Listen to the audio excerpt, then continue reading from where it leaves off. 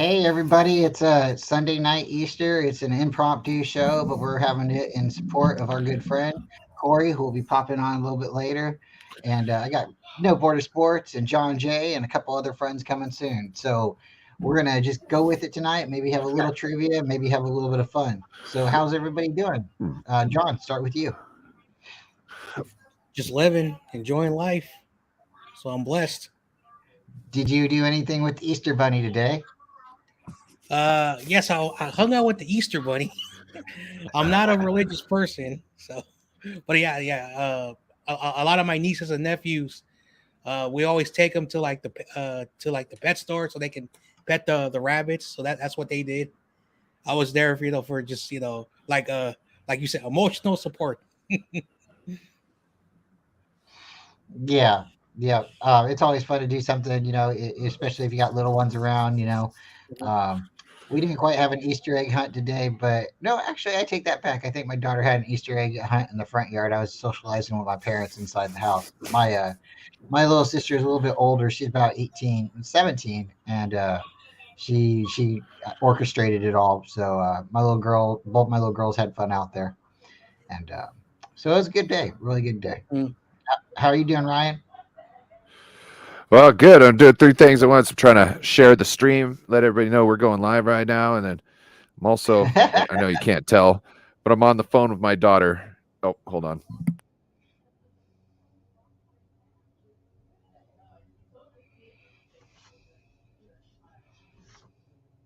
She talked to me for the first time in like 15 minutes.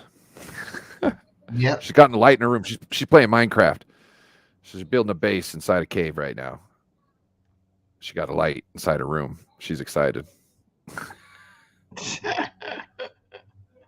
My little girl, she plays Minecraft too, and she's gotten really creative on it. Really, really creative. So it's Bro, I I mean, I I wasn't was even able to ask. myself. I wasn't even to ask. I wasn't even able to ask mine if she even did a Easter egg hunt. She just was like, "Hey, I'm playing Minecraft." I was like, "Okay, okay, I know how this goes." Well, so Nathan Z's down the bottom. He's saying prayers up to Corey. So yes, prayers up to Corey. This morning we found out he wasn't feeling too good. He was having some arm pain, so he went to go get checked out by the doctor. And he's corresponded with me a couple of times. Said he's feeling a little bit better. He's thinking maybe it's a pinched nerve in his neck. So hopefully the doctor judo chopped him or did something and wiggled him around. But he said he'll pop in a little bit later, Mhm. hopefully. He's going to be Yeah, jumping in and probably doing a stream tomorrow. So we'll all yeah. keep our eyes out for that. He has a tube on his neck for his dialysis, so that's scary. Hopefully, it's not because of that. But Yeah. again, No, that would be different. So if he had something like with his neck, that would be in the back part of the neck. That would be causing this issue, a pinch or something like that. The front part, it's coming in here, but it's not really going next to his actual spine. You know what I'm saying? mm, His port is in front. The oh spine is in back. You know what I mean? So he might have something pinched underneath one of his vertebra. Yeah. He might have Yes, just and slept wrong. yeah, Yeah. So that's what the doctor, I think, was saying to him. So hopefully he'll your pop in here in a little bit. trapezius runs from your lower neck or the top of your neck to your top of your butt to the shoulder to your shoulder. So like you get that muscle gets affected, it could do a lot in your body. Wow. man, See, that's smart, man. Because you said you were what a in high school you were part of the medical field. You were part of the. Student athletic Uh, trainer. thank Yeah. you, man. I wanted to do that, but I didn't stay in high school long enough. I went into homeschool. I was in high school for maybe 2.5 years, and I was homeschooled my hmm 5 years. I had And I to. was still a good student. I just didn't have that socialism, and that's I don't know. Should have stopped cutting school. My mom and dad found out I was cutting school and said, "Well, you're cutting school so much. You can stay at home, do your homework at home, and you can get a part-time job. You're old enough." So I ended up having like 4 classes for my junior year, and ended up having like 1 class for my senior year, and graduated with extra credits and graduated early. and had a job before I was like 18, so that was cool. But I mean, like I lost out on going like certain things. I stopped playing sports and all that good stuff. But I had fun. I still seen kids and stuff like that, and I was part of a fraternity group, so that was fun. But different strokes for different people. But I guess my point is just stay in school, kids, or your mom and dad will catch you cutting. True.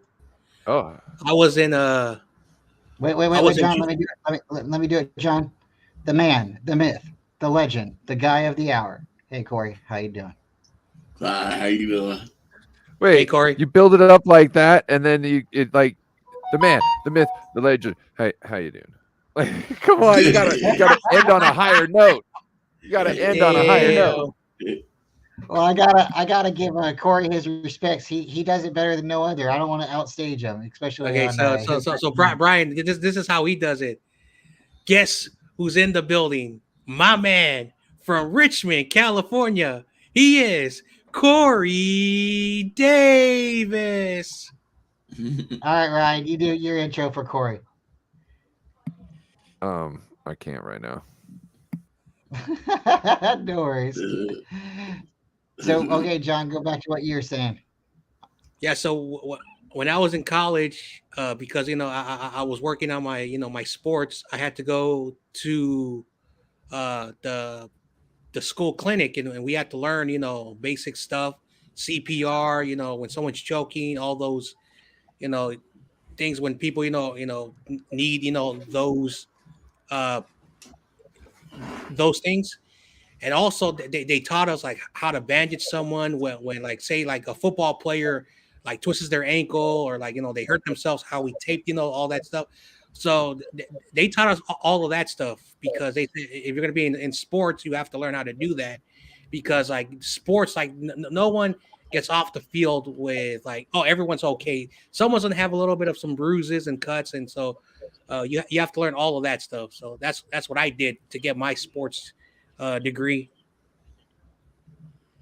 I actually had to come out of a game I was playing once to tape somebody's ankle because we didn't have a trainer.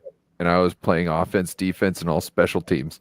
So they had to put somebody in for me for 2 plays where I taped somebody's ankle, and then I ran back out on the field. It was in Bellingham. Oh, yeah. Hey, Joe. Yeah, that was in Bellingham. I think it was against Seaholm. I don't know if you know about them, but it's another Westco 4A. No, the only reason I know about Mary Welcome, Phil Joe. Oh, hey, what's up, guys? Sorry.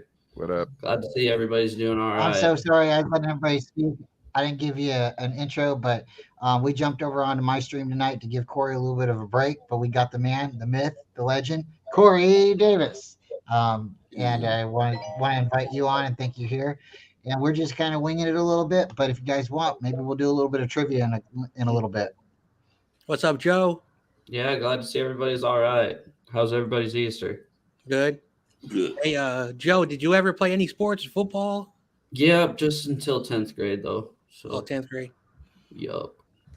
What were you saying about how you knew Pilchuck? Oh, because of shooting? just because of that. Yeah. That's exactly. My stepmom was there that day. She works with the life skills department. So she, all the kids that are severely handicapped and, whatnot. She's taking them to the cafeteria. And right when all the shots rang out, and they had to shelter in the office, which is like halfway in between their building and the thing. So I was in Mill Creek, and I heard about that, and I was like, I knew my stepmom was there, and I'm like, oh crap, you know what I mean? Yeah, that was wild. What was that like? That had to be more than 10 years ago now, right? Yeah, I went to school with the father of that kid's uncle. I also installed that kid's grandmother's dishwasher. Let's go. It was very sad. He just, his girlfriend, a longtime girlfriend, had broken up with him after they had a miscarriage. And so he felt that he didn't want to live in this realm anymore. And, he thought, because of, his native religion, they thought, he could just shoot everybody and they go into the afterlife together. Not cool. Not cool. Yeah. It's yeah. All right, so what do you guys think? OBJ going to what, the Ravens? Does that make them Super Bowl contenders? No, Gonna need a lot more than just that. bro, they don't even, they literally don't have a quarterback really right now. We'll see. I'll ask Levi. You guys know Levi. I think he hopped in for a little bit on Friday. Maybe it was on Yeah, Thursday. Darwin. Yeah, his name's Levi, but yeah, I thought it was Darwin when I first started getting in touch with him.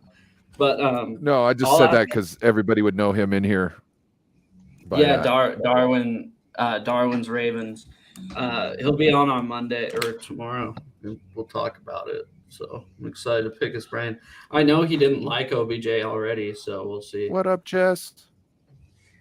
Dude, they overpaid for him. Yeah, man. Everybody's popping. We got Bebop. We got CG in here. We got Randy Daytona. We got Jess. What up, Randy? We got, Jess. man, we got Nathan Z Bebop. in here. Steve Supremo. I mean, everybody's starting to pop. David McNiner's coming. So we got a fun show. So I think we'll wait a couple more minutes and then maybe we can start a little bit of trivia questions and have a little bit of fun. But Can we the keep Let's OBJ get more stuff, into the OBJ. That's what I want to talk about. let's Can we talk. keep the trivia questions this century, or at least 90s to now? Yeah, yeah, we'll 80s. try that. And if Korey wants to do anything right. on this stream, then he can go ahead and the panel will always be to Korey. For sure. Okay, I just want to apologize for today. I'm not gonna be able to do it today. Because it's hard for me to. I need this arm to turn up, You're good. hold the book and turn the pages We understand, And- Corey, 100%. today. So Corey, I was thinking maybe one of us could sit out the trivia and you could, I don't know, like take a picture of the trivia questions. And then we could go in to your, if you gave us a little bit of pull, we could go in and we could type all the questions out with the answers in there. And so you could just have to read them once and it would just be scrolling underneath the thing. I was thinking about that earlier today too. I'm the only non-Niners fan. I'll do it. I suck at the Niners trivia anyways. Or I can at least write all the answers down that everybody said. I can write it down and keep track for you if you want. What's we can up, figure out how to fellas? make it a little more streamlined. What up, David? Hey, David. Going down. Corey Davis, you're the GOAT. Good, glad to see you're all right. yeah, they say it might be a pinched nerve in my neck, and it's going down my shoulder to my arms. All right. Dang, chat's hopping. What's up, Bebop, CG, Randy Daytona, Nathan Z, Jess from East Coast Red and Gold Podcast. Oh, What's up, David? Last but not least, Steve-O Supremo. What's up, buddy? Yeah, up, we David? also everybody's did you see the hopping. rumors about the Trey Lance, the second and the Dude. fourth? Dude, all right. So that's just chatter on Twitter. Do you believe it? Oh, I don't know. Someone said per source. Yeah, and So, that's exactly it. That's what you got away right there is per source. It was from an account. Source. It's So from it's an account kinda- that has like 4,000 followers and or 6,000 followers and there's sub to 4,000. You know what I mean? Like to me, it was like this doesn't seem like somebody who's in the know. Mhm. It seems Well, like that's the they're whole just thing is the regurgitating word source. articles. The word source doesn't mean anything, though. Mhm. It could be their second cousin's sister's baby. It could or it couldn't. You know what I'm saying? Because It like could. Right? Yeah. like if Grant Cohn says he's got a source, you know what I mean? It's not somebody, that we talk to. You know what I mean? It's not somebody we watch on YouTube. It's somebody in the building or close to the building. You know what I mean? Like whether they have it right or they're wrong, it's coming from somewhere in there, or else he's not going to bring it up, because why would he talk about something that's probably not even real if somebody close to the team isn't even mentioning it? So there's certain sources that that I think, when someone says per source, I'm like, okay, I'm not saying I believe it 100% or I, put my whole value in it. But when it's coming from certain sources, when you just say per source, I hold it with a little more gravity than others.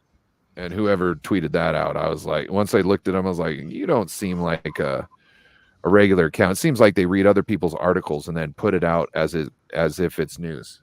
So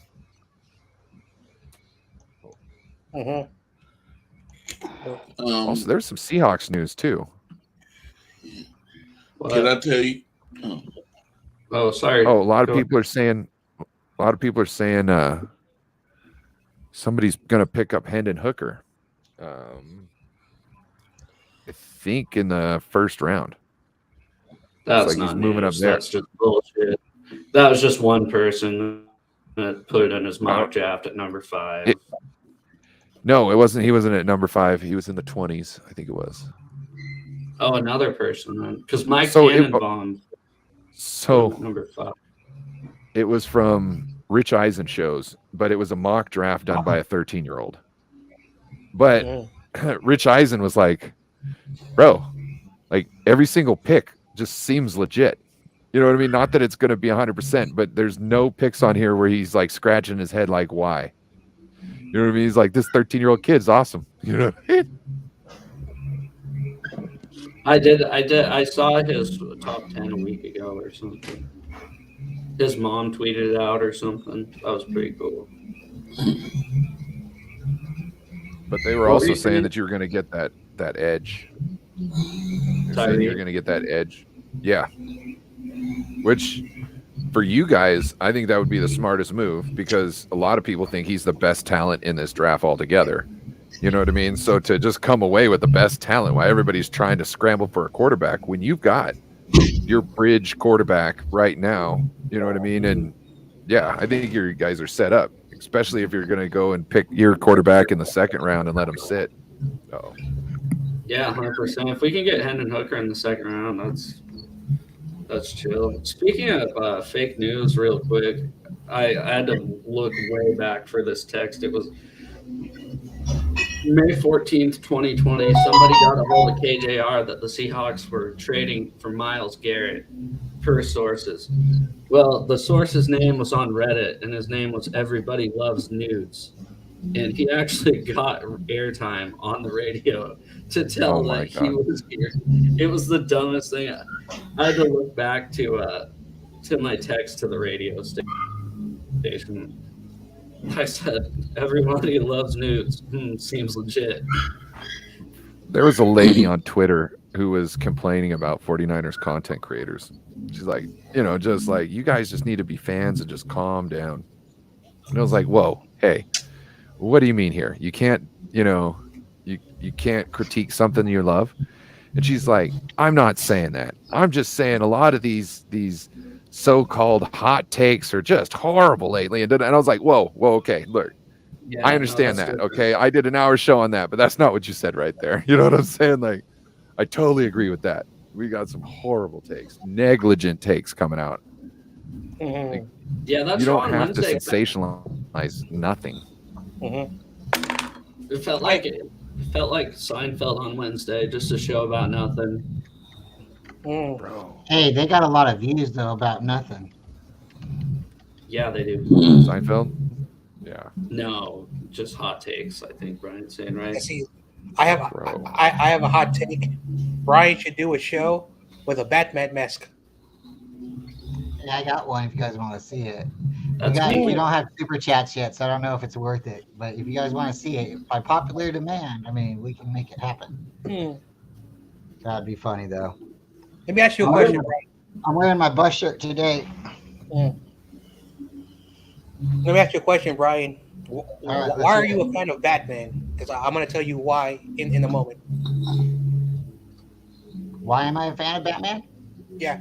Because when I was a little kid, I lived in the state of Ohio, and my dad, he had an Opel GT, and it looks like a baby Corvette, right?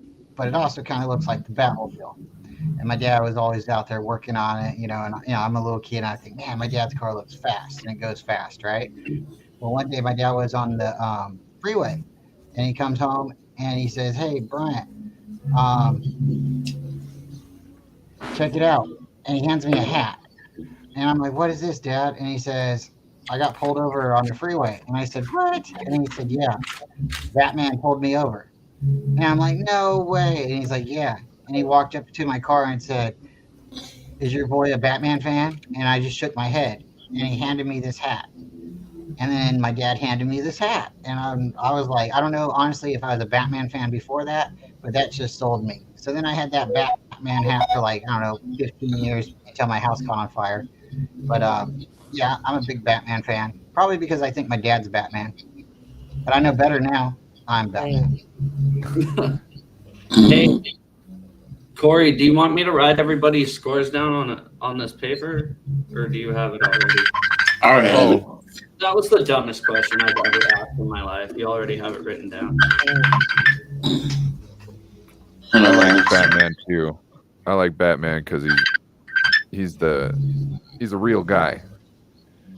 You know what I mean? He's not a superhero. He got a lot of cash, but he takes some ass whoopings.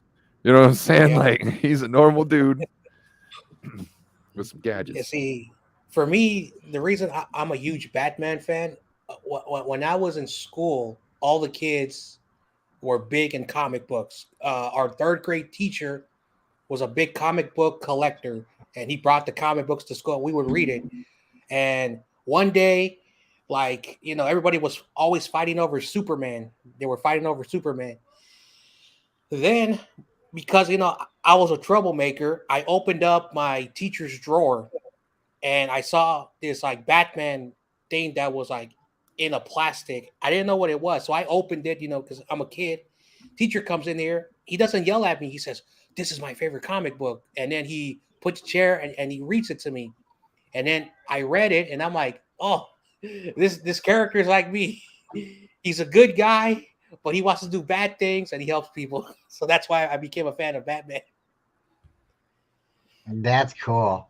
Yeah. That's really cool. Yeah, if I ever get successful at this and I get enough courage, I might try to do a Batman YouTube stream, but that would be totally the difference, totally different direction.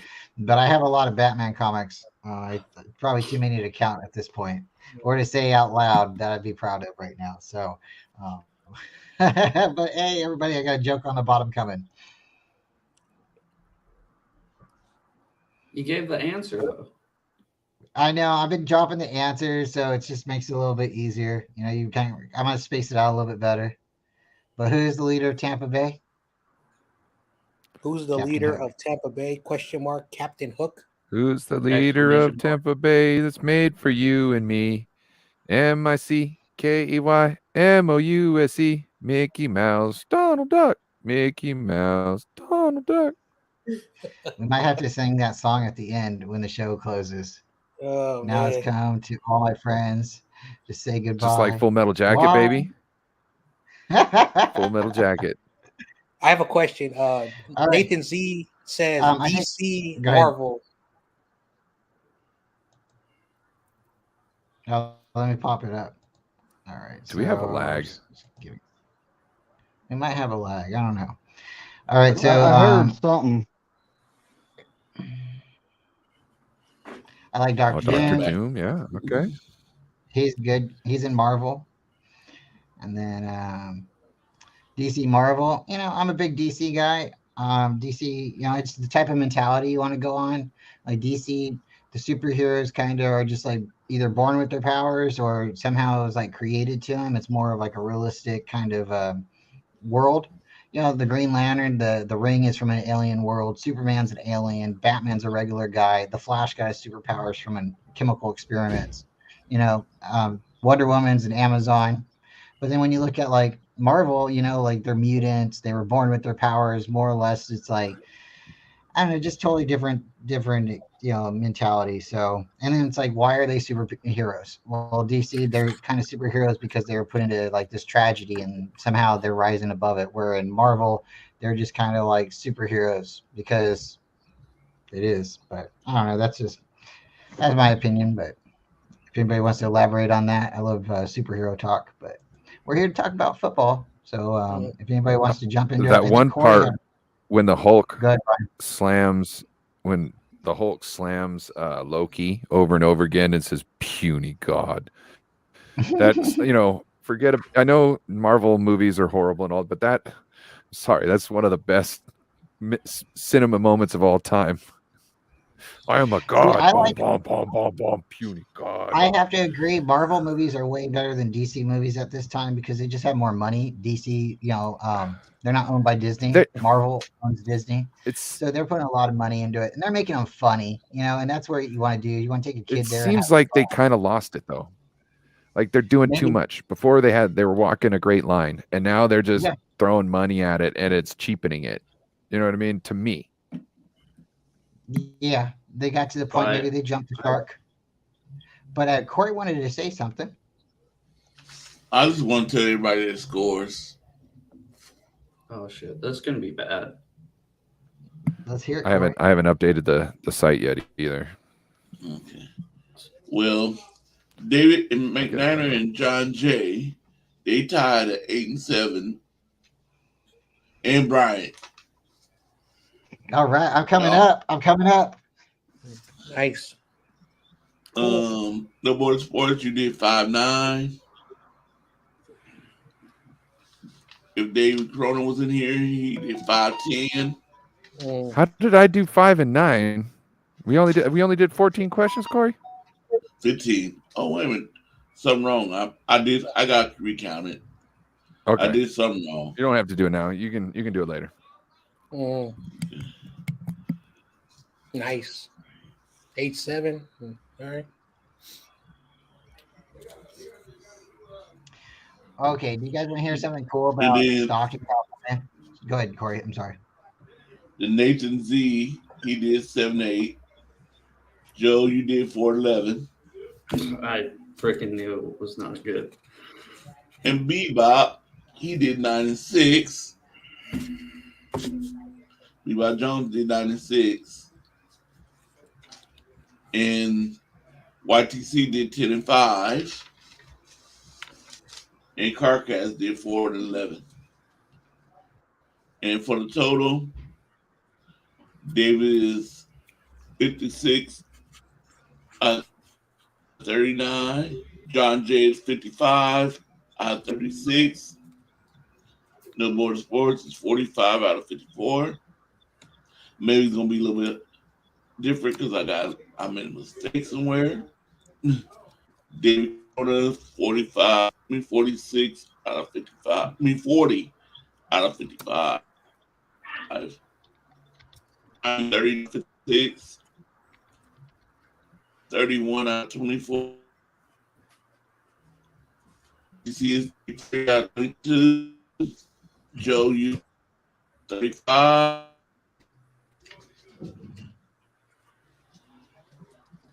And on your page.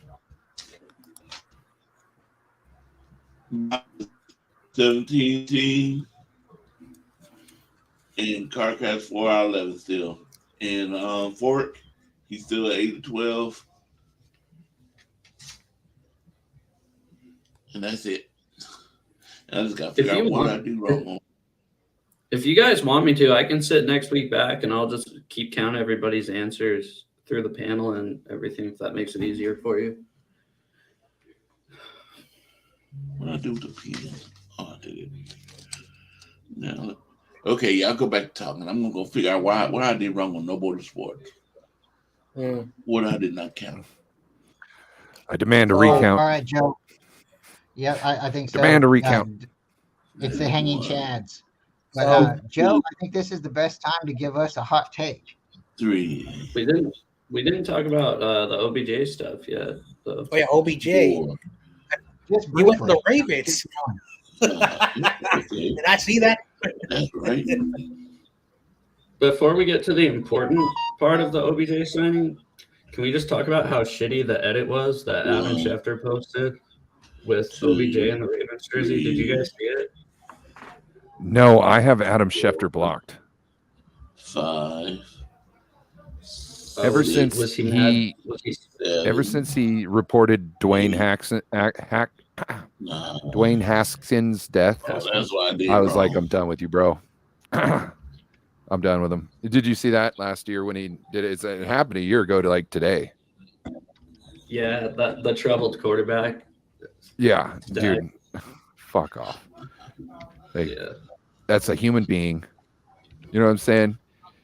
He even said, "Oh, he'd been doing better." Okay, so why even bring up the troubled past?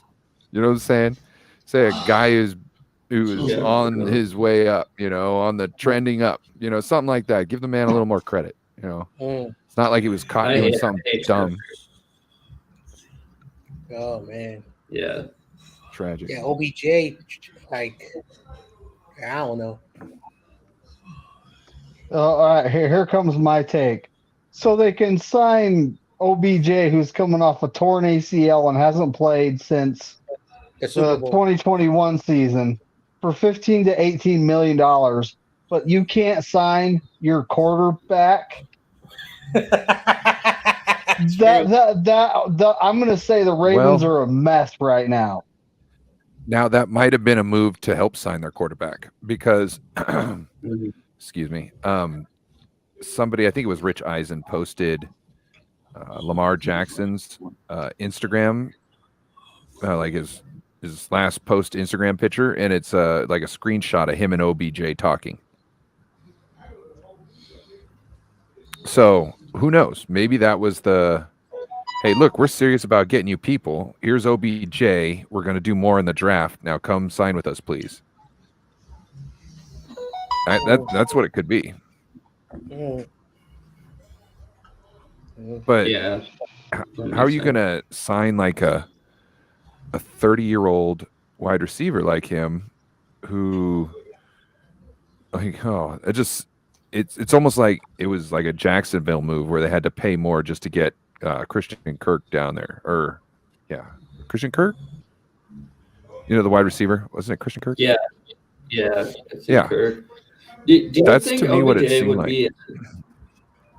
Do you think OBJ would even be relevant if it wasn't for one-handed catches?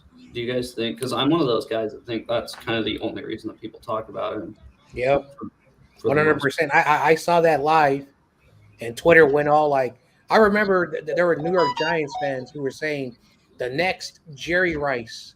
I'm like, slow down. He made one catch. What's the greatest catch of all time? So yeah, I mean, I got it on my wall right behind us. I mean, I'm thinking about naming my next kid OB, because it just sounds right. But no, I mean, if he would have dropped that ball, nobody would even know who he is in the league. You can name your kid OB? I mean, why OB not? Trice? OB Culp, It's not. OBC. It's OB if you Trice. know me, you got to be down with OBC. But I mean, it's just thoughts. So, like, if he didn't catch that ball, nobody would know about him. It's the same thing. Like, what's the only catch that Marquise Goodwin had with the 49ers? It was that 80-yard pass that CJ Beathard threw to him, that right after him and his wife had the infant loss, which is very sad, and no one wants to go through that. But sometimes that's what happens is you get that extra burst or extra bit of energy. But OBJ, he's definitely good at catching with his fingertips, and sure, that's great. But I don't know. He's had how many ACL injuries? I mean, I don't know. Let's sign him. Let's sign him next year, right? I have a question. Do anybody know how much the Ravens offered him? Gave him? Was it 18? 18. Was it 15 or 18? 15. It's somewhere in between there. It might have been 15 15 salary and then $3 million more in incentives. Oh, okay. So probably a cap hit Or of it could 18. Yeah. Well. Who's still available at wide receiver and free agents? Anybody? I'll look it up. Know. Yeah. Well, no more sports. You tied with David Corona, 40 out of 55. Oh, that's not good. So write it down so when you do your corrections. Oh, well, if you gave me the scores, I can just add them up. Yeah, by me, I got it wrong. Yours. Oh, so what is it? What was this week's though? It was Yours. 5 and 10. Is that 5 and 10?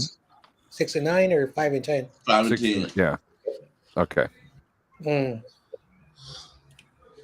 Yeah. I want to bring up something like Jarvis Landry's still out there, and I almost. Go ahead, John. Oh yeah, so I was out of the house all day, and I didn't realize until this moment that somebody said per source that Niners are looking for 2 and 4. I'm like, Trey Lance? someone's trying to get clicks. I get it. At the end of the day, we'll find out what happens if after the draft, if Trey Lance is still on the team after the draft.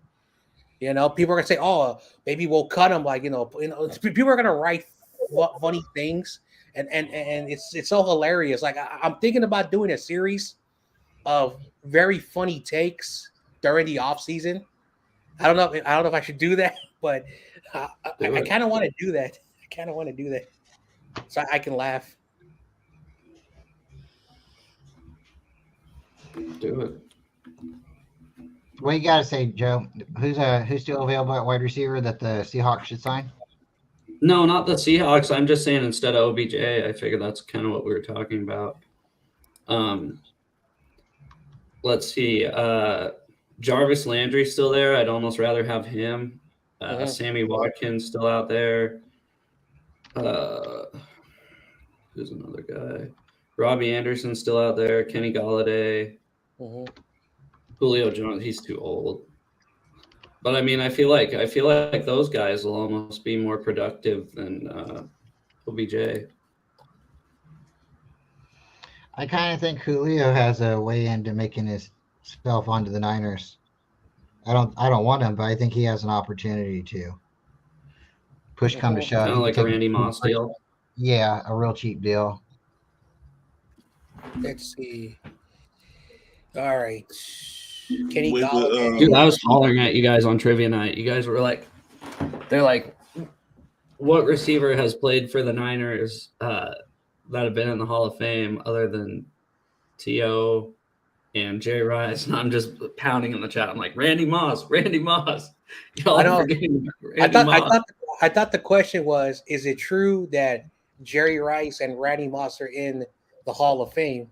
And Yeah. But the question was, are they the only two? And if I paid attention, so that's what got me. Yep. We got Kenny Golladay, Robbie Anderson, Randall Cobb, Julio Jones, Brian Pringle. Let's see, Jarvis Landry, N'Keal Harry, who's 25, and because of his age, I would sign him. Because he's still young. And he wouldn't cost a lot of money. Sammy Watkins. Yeah, this dude has been injury prone his whole career. Andre Roberts. Richard Pennyman. I think that's how you pronounce his name. Darian Bird, I think. Rashard Higgins. Chris Moore. Dante Pettis, the former Niner. Marcus Robinson, yeah, and then the rest are like unknowns. Bro, how pissed were you guys when Pettis caught that catch against you guys in week 1? Yeah. That was so like first it was hilarious.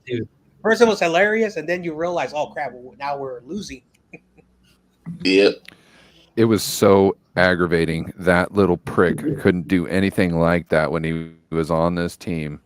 And then he's going to act like his talent was able to do it. Like we blew a coverage. You didn't do any. I'm surprised he was able to catch the ball without psyched out. He must have been like, there's no one around me.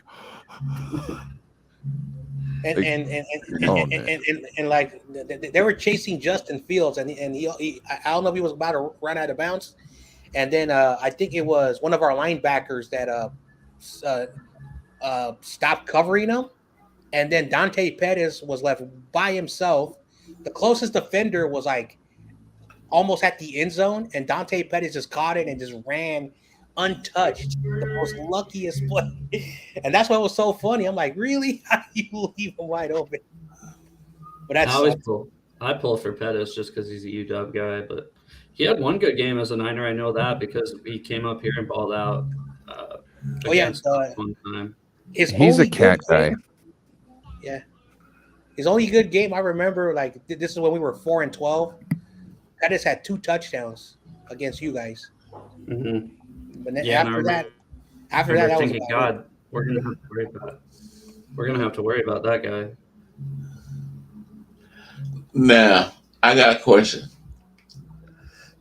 Do you think the Niners will resign him if he tried to come resign with the 49ers? That's a good question. Pettis? Yeah. No. Kyle will not take him. Not at all. That guy burned his bridge. What you think, Bryant? Oh, I'm having fun up here with my joke. I'm sorry. Can you ask me again? He can't stand poison ivy. What was it? Why doesn't Batman like nature walks? You don't know who Poison Ivy is, John? He can't stand poison ivy. Oh, now I get it. Okay. Dude, I'm so out on these comic stuff. I don't know the difference between Marvel, DC. I'm sorry. Well, I just wanted to put one Batman joke in since we were talking earlier. Yes, Korey. Do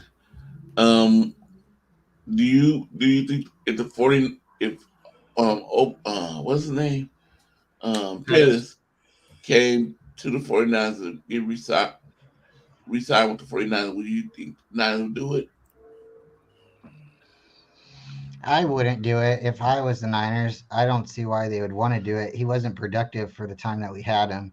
He's not physical enough on our team. The only reason I think he got open in the Chicago game and had any success was blown coverage. So if I was the 49ers, I would hope as a fan, I would hope that they don't. If the 49ers got him at a team-friendly deal, like a really cheap deal, I could see them being crazy enough to do it. I mean, he did the Thriller on Halloween. I'll never forget that. Catman. But I'm just not a fan of the blue-haired man. I'm sorry. David McNiner? What was the question? Dante Pettis. Dante Pettis. Oh. Would the 49ers resign him? If he came to the Niners? No, I don't think the water boy spot is open. No, I really don't think that's possible. I think he done set that fridge on fire and strapped dynamite to it. Yeah, but I agree. I don't think the Niners would resign him. Plus the Kyle Shanahan, I think Kyle Shanahan would want nothing to do with him. Yeah. Yeah, I think that's the only factor. Does he want him back? And I think the answer is no. So I don't think he'll ever suit up with the Niners. I think the better question, not to really jump topic, but I think the better question is what are we doing with Juwan Jennings? I like Juwan Jennings. He has not signed his franchise tag yet. That's cool. They might be trying to. He might be trying to get more money. Which I'm not saying he doesn't deserve it. I think it's smart if he hasn't signed yet. We still have like a tendered offer, so I don't think other teams can affect that. So maybe they're holding off on giving him a better contract after the draft. It's not like he's saying I want to go somewhere else. I want to be traded. It's just saying, hey, you guys rely on me a lot. You guys got me on a great deal right now. How about you actually pay me a little money? He's trying to get his beak wet. You know what I'm saying? Let the man get his beak wet a little bit. He's done a lot for our organization the past couple of years, and I think we need to that. I know because I think I don't know exactly, but I think it was like a $2.6 million tender. I gotta go check the numbers again. So I kind of felt my gut, and I kind of felt my gut. I said, hey, if Jennings leaves, I won't be shocked, and I won't be angry, but I kind of have to agree with that statement because he's caught a lot of important touchdowns for us. Of course, going back to last year's, the game against the Rams, if it wasn't for him catching those touchdowns, we may have missed the playoffs. Yeah, because he was critical in those third downs. So when you He's are money, he's nicknamed Third and Jawan. what else can you He's say? nicknamed Third and Jawan for a reason. You know what I mean? That kind of screams you probably need to pay me. You know what I'm saying? Just throw the man some extra clams. You know what I'm saying? Mm-hmm. Let him be able to buy his mama a house. You know what I'm saying? A little money to buy his mama a house back in the South somewhere. You know what I mean? Where he's from. A little money will go stretch far down there. You know what I'm saying? Let the man get his mama a house that she always dreamed of. You know what I mean? Let him feel like a king. You know what I'm saying? It wouldn't take much, I don't think. He understands what the situation is. He knows there's other people on this team. He's just saying, look, break me off a little more.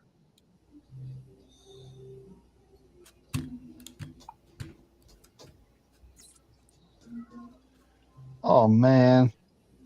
I'm doing a mock draft, no trades. Actually taking 11 players, which is something I don't think we're doing. And the best player available with the last pick is a punter. Oh man, Did you pick a punter? I already took a kicker. I'm gonna see what kind of grade I get. I'm taking him. Mm. Hey, are you guys in the market for a running back at all? only one that's We're fast. always in the Oh, market man. for running back. It gave me a B plus. Okay, so at 253, it gave me an A plus for Chad Ryland, the kicker from Maryland. At 255, it gave me a B plus for the punter. And they're only like the punter was like 209 ranked. So that's interesting.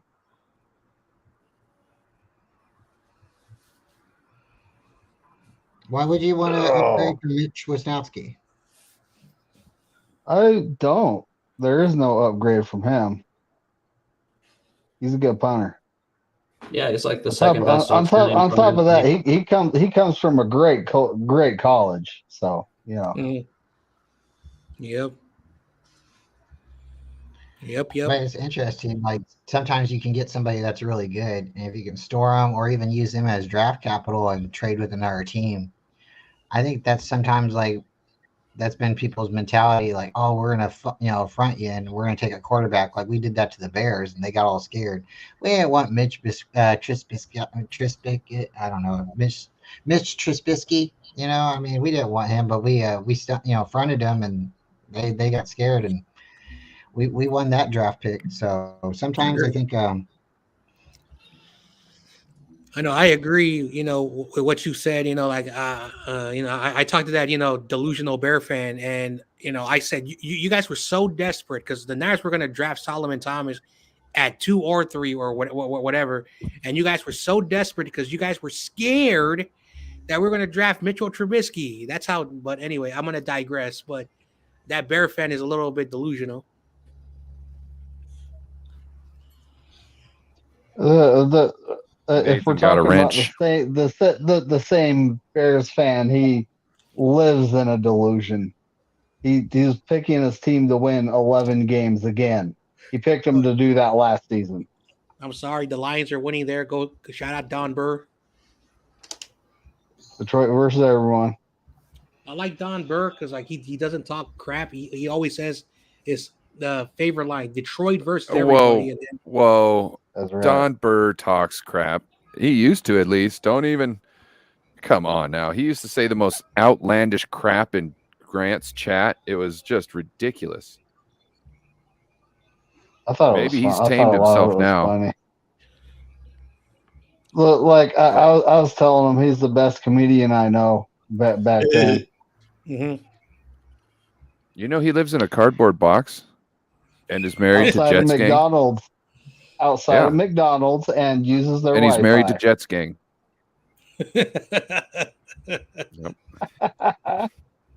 Oh, I've tried my best to find that video of Jets game because Tommy said he was cursing, eating some Lucky Charms or something. So All Where do you right, so put if this you guys video got out at? any, you got any questions in the chat, guys, just throw them out there. We're just hanging out, having fun, having good vibes. But yeah, we're just gonna keep talking. But if anybody has anything, I'm gonna keep reading the chat and we'll throw it up there. But third of Juwan, I mean, let's get this guy some money, right? Yeah. Most definitely. Okay, Joe. Is I didn't ask Robbie you to- Gold retiring? Ooh, I'm gonna Google it right now. Joe, Think about that. Yeah. There's been no movement on his front. would you want Seattle to take you want Pettis? Yeah, why not? We're Oh kind my of God. shitty at third receiver. What? What has he done in Chicago other than that one place we discussed earlier? Yeah, but I'm open for all third receiver options here is what I'm saying. Right. If Just he- draft him. Just draft him. Yeah, Why or would bring him in. No. What, like a Look, you can bring him preseason up. deal, see if he shows anything? That's what I mean. I'm not saying pay him anything above the minimum, but if they You're pick him not up, going to why get not? anything out of him. Hey, that's fine. If you're going to pay him vet minimum, which that's the thing, you're going to have to pay him vet minimum, which is going to be he's probably going to be one of your top 51. You know what I mean? That's why I'm saying Yeah. just draft him. Just draft wide Yeah, receiver maybe. because you know what you're getting with him. And We if he had was to show out, it would probably be 1 or 2 games in a season. Other than that, you'd be like, why do you guys even have him suited up? Because he doesn't. We had Marquise Goodwin last year. He used to play for you guys. He was probably the best number 3 receiver we've had in a long time. I really thought he, just a solid number 3 wide receiver. I don't know what you guys think of him. I thought he was pretty troublesome when he was here. He had, so I think his sister passed away or something like that. Okay. And then like all of a sudden he was like just not suiting up for games. And then it was like when he was in, he wasn't doing anything. Like he had one good game / play his whole career with the Niners. And like I understand you missed your sister and this and that, but like it's halfway through the season and you're still missing games on the weekends and stuff like that. Cause what? You know what I mean? Like at some point you're gonna have to move on. You know what I mean? Like you're gonna have to move on. I'm not saying that you have to do it within a week. I'm just saying, hey, halfway down the season, you should be in a place where you can come to work. You know what I mean? Yeah, we all got to do it. Yeah. Yeah. Like I think also he lost a baby. Oh, I don't want to make no excuses for him, but that would shake somebody up. Oh, most definitely. Yeah, I'm just saying, like at a certain point, like we all, like my dog got murdered and I went to work that night. I only was able to work half the night because I was like, bro, I'm doing CNC machine and stuff. So it's like, you don't want me here playing with these machines. Like I'm not thinking about measurements. I'm not, I'm doing heat sinks that cost a couple $100. You really want me to mess one of these up? No. Okay, let me go home. But I was at work the next day. Like you have to get through it at some point. Well, that's kind of the thing with the athletes is like, so like us as just working class citizens, right? Like we're expected, like something bad happens to us, we can't miss a day for the most part. We're expected to be there no matter what, right? Come hell or high water. And then like this, I think it was Byron Jones who tweeted something this year that kind of irritated me. And he's like, my body is so messed up from playing football. I wouldn't trade all the money that I've made. I'd go back and do nothing. And I'm like, well, that's easy for you to say because you already have the money, right? You already got the big money for playing football. That's not it. Try being a guy like me or you guys, right? That don't make millions of dollars. And then us being like, You know what? No, my health is just too much. Sorry. All I right, so don't. we got a question. We got a question from the chat, and we're gonna start with Korey, and it's from Joe E, our guy. You guys think Gray gets run this year in his sophomore season? Korey, what do you think? I'm hoping so. Hope he gets a chance out there. Plus, if it's Trey Lance out there, throw that ball to him. So if Trey Lance could be out there, I think we'll throw it. He'll be out there. What do you think, John? Yeah, I was a big homer. Like I was hyping this guy up last year, Danny Gray. Um, of course, when he made that spectacular catch, took it all the way to the house in the preseason game. I was kind of hyping him up. I was like overhyping him, and then he fell in the depth chart. And so hopefully, you know, Kyle gives him like a bigger role. Of we have a bunch of wide receivers, so hopefully they can figure out how they can use them next season. Ryan, your thoughts on Danny Gray? He's only here because of Trey Lance. I don't think maybe Sam Darnold might be able to utilize him, but I don't know how much Brock Purdy before surgery could have been able to really utilize Danny Gray's potential, because it seems like Danny Gray's that long ball guy. Like somebody's going to stick with him for 20 yards, but at 25 yards he starts breaking away. You know what I mean? That type of thing. So it seems to me that we need Trey Lance in there if we're going to use Danny Gray. But I think hopefully Danny's figured something out. I love Joe E's comment here. It says Gray and Ayuk need to work out together. Gray with BA's route running skills would be evil. Yes, that would be just insanely nasty. With all that speed and being able to break people down like Brandon Ayuk does. Oh, watch out. Put everybody on notice. What do you think, David McNiner?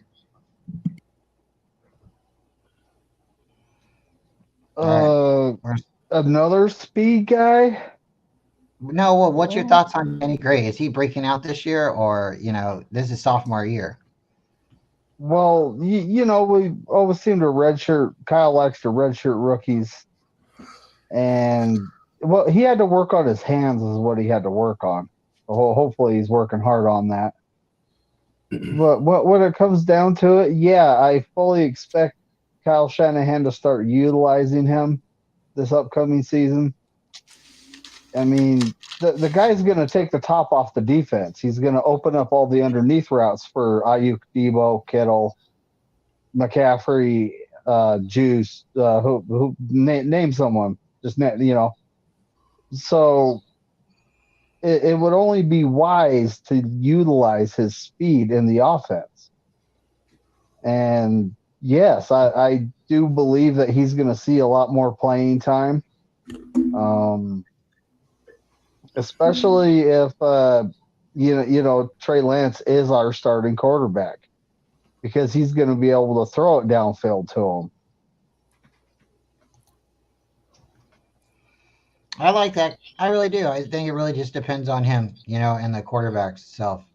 So, all right, I got a little trivia question down at the bottom if you guys want to answer it or read it and give yourself time to think about it. Shouldn't be too hard. What QB did the Niners draft in 1997? Jim Druckenmiller. Korey, man, you're super clever. There it is. Boom. I remember. That's why you're a legend. If you remember when Nine Sickness did his trivia, and Steve-O gave it to me. He was supposed to do it, and Steve-O gave it to me, and that's what's the question. No, okay.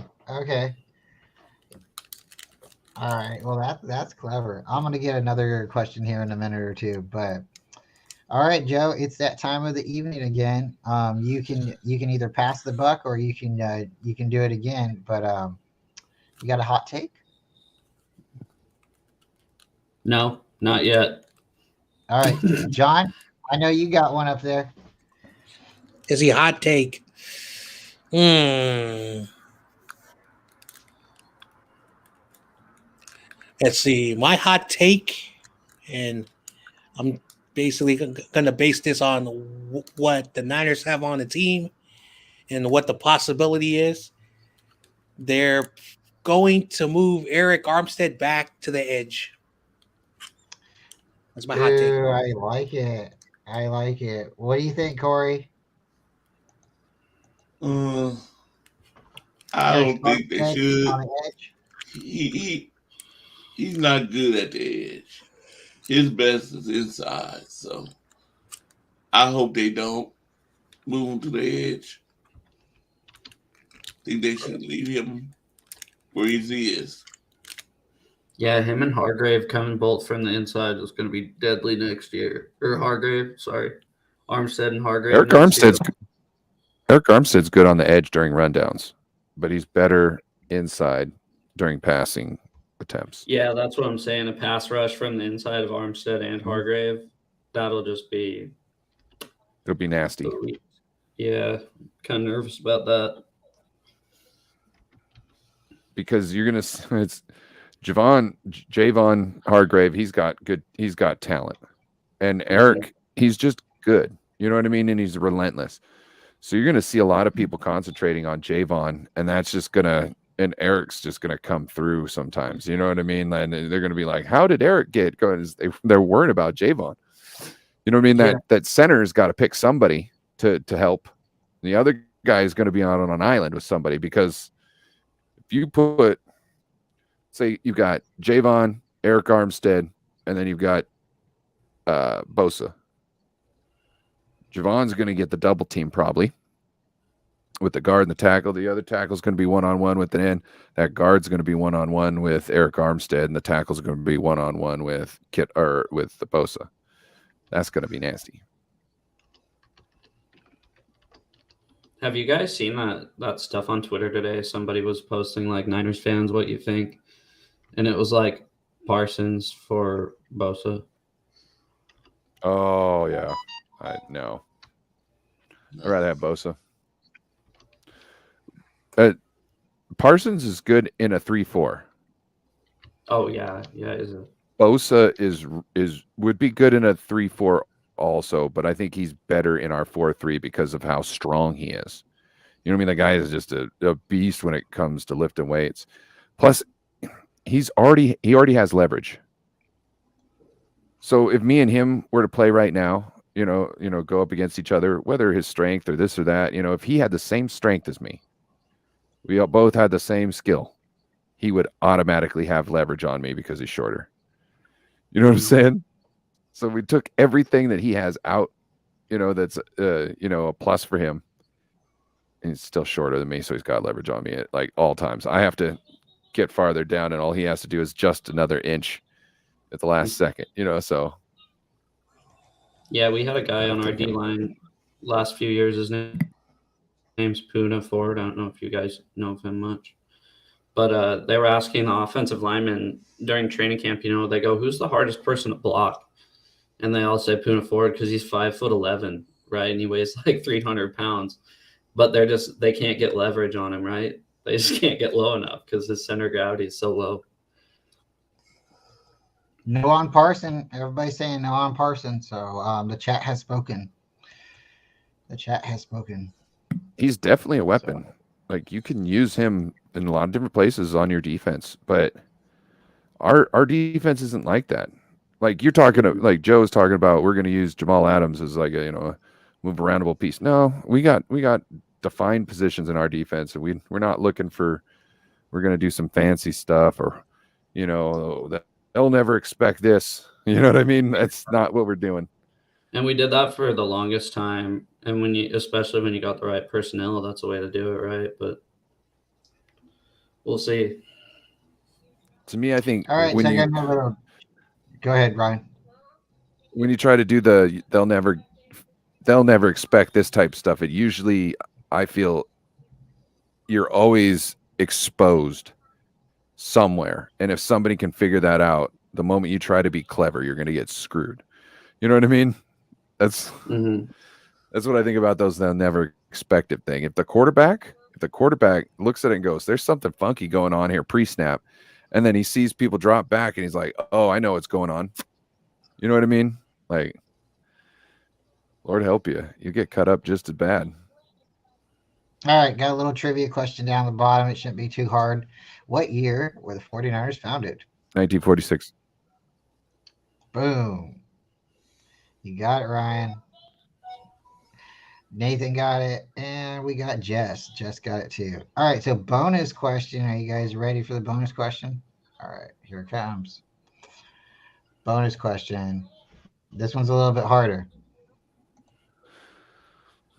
In what year were the Niners admitted into the NFL?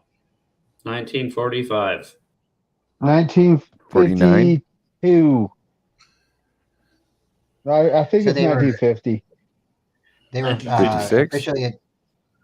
officially a team in 46. I think they started talking about becoming a team in like 44. I could be wrong on that. I'm gonna go. I'm gonna go 1950. There we go, John. I knew John would know that answer. Here it comes. Boom, So that's when 1950. they played their first game. That was when No, they were that's when admitted they into were the NFL. admitted into the NFL. They were part of a different league. Yeah. No. So we're so new compared to you guys, right? Joe, oh no, listen to you. Joe, when was your team established? 76. Okay. Yeah, so that's what I mean. It was post merger. The Randy everything Daytona. kinda Give me the answer. He said, "Dear God, give me the answer." Damn.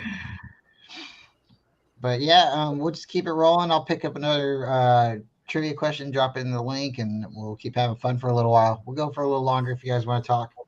It's just good Sunday night. I'm just really happy Korey's doing better, giving him a little bit of a break so he can kind of sit and relax.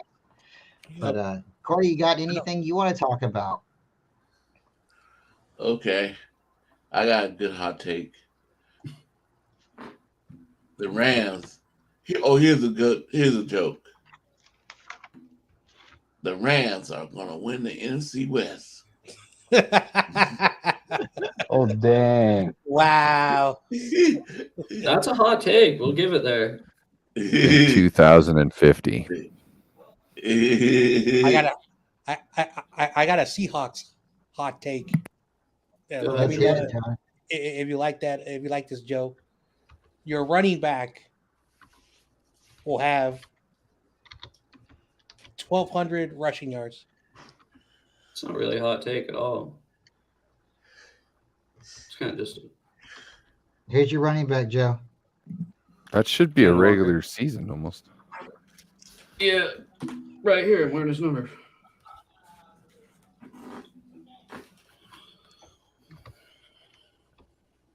How many yards did he get last year? 1,000 something.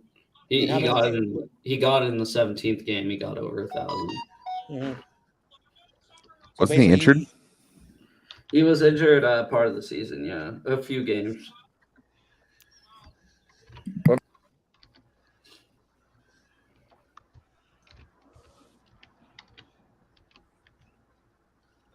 You working on a question, Brian?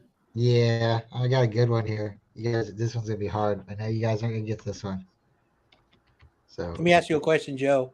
Yo, Do you think that your team will trade any of your wide receivers to the Bears? Because there's a delusional Bear fan who keeps putting that on his Twitter. why would we? And why would our receivers want to go to the Bears? Agreed. No, I'm serious about the Bears, and this kind of pisses me off. Everyone's on their train like they're going to be something great next year, and I just tell them, don't put up the worst record in the NFL next year, and then we'll talk. Because as far as I'm NFL last year, that's why they have the number 1 overall pick. So There was this Houston Texans fan. He's a good dude. His name is Coach Dante, and I had him on after the third and final preseason. And that Bear fan came in there and he said, "I got a hot take, Jon Jay. The Bears are going to have the number 1 pick. They're going to go 2-15. Unfortunately, they won 3 games, so they should not have beaten us. So he was technically right. So if I ever have to ask him for any hot takes, I go to him." Go back and clip it. Okay. Yeah. Yeah, because send that it was to a me. good video, if I remember right. That Oh was yeah, a good interview. I think YouTube can help me. They say you can take your live streams or any of your videos and you can trim it. So hopefully I could do that tomorrow. No rush. I was just saying it'd be cool to see, right? I could put it on my shorts. All right. Yeah, because that would be actually a cool video. That'd be a really cool video. Mhm. All right, so Jess asked the question. I got to bring it back up. And what's up, Willie Rodriguez? My guys, Culp, Ryan, where's Beto and where's Mariah been, guys? Well, that is a good question. We'll hopefully see Mariah soon. I'm sure she's doing good. And Beto had a bingo game last night, so hopefully you tuned in for that, or you could go back and watch it. It was a lot of fun. Bingo. But here's Jess's question, real quick, guys. We don't have to spend too much time on it, but we're going to talk about it for a minute. And you guys know I love talking about Robbie. So we're going to start with David. David, do we re-sign Robbie? That's a negative. Because we traded for Gonzalez, and right now they've actually talked to and worked out 3 kickers that are coming up in the upcoming draft. So all signs have point to no. What do you think, Mr. Korey Davis? I think no, but I wondered sometimes they might be doing that, working out kickers, and made this trade to try to make Robbie go, come back at a cheaper deal. But I agree. I agree. I think it's like they're stunting. They're trying to catch him if he wants to come back or if he wants to retire. At a certain point, everybody's going to have a kicker already in the league, signed, or it's just not going to be anybody. You got to get in at some time, or he's just going to walk in off the streets and just start kicking. And maybe that's what we need. We need Zane Gonzalez to start, and maybe he'll get injured, and then we'll have Robbie Gould to reach out to. But I don't know. What do you think? What do you think, Ryan? I'm sorry. What was the question? I was saying goodbye to my daughter. No worries. Is this all about whether Jess Robbie Gould's coming back or not? Yeah. Jess had asked. She asked it twice. I know we were going to talk about it a little earlier, but we ran over it. Do we re-sign Robbie? So I don't think so. I also don't think Robbie wants to resign here. Imagine him talking about, oh, we still got unfinished business, and then go, oh, I'm not coming back to San Francisco, hotel room, and then now he's gonna come back and rent another hotel room. Like, you got to make a red and gold pass. She's got her birthday show coming up this Wednesday. It starts at 8:00 Eastern, 5:00 Pacific. So please join us. I will be on there also. So, yep, she says, I don't think we'll re-sign him. I think we're trying to get younger at the position. I don't think we're going to get a Jake Moody. I think we're going to get one of the other guys. I think Jake Moody will be the signal for the Niners to move up and get the guy they want. Maybe if he's still around by the time the 5th round comes around, I could see them using their 5th round pick on him. Or if they do something where, I don't know, they move down off of one of their 3rd round picks, I could see them moving down into like the 4th and then picking him in the 4th with that pick, and then using the other pick they probably get with that to pick somebody else up. What do you think, John? Robbie Gould, no. Like, he was offered a franchise tag of $5.45 million. I think that well he was offered that contract and he said no. So I don't know what he wanted, and we got this Zane Gonzalez or whatever his name is on the team, and the Niners are not like desperately, hey Robbie, go come back, and so yeah, he's not coming back.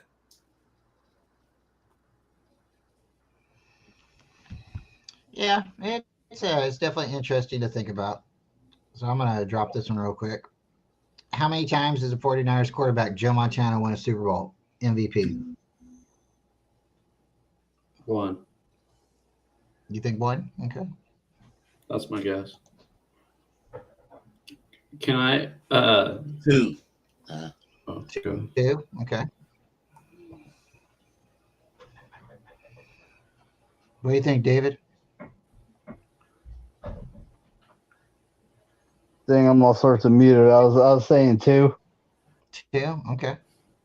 I'm just guessing. I truly haven't. I have no idea.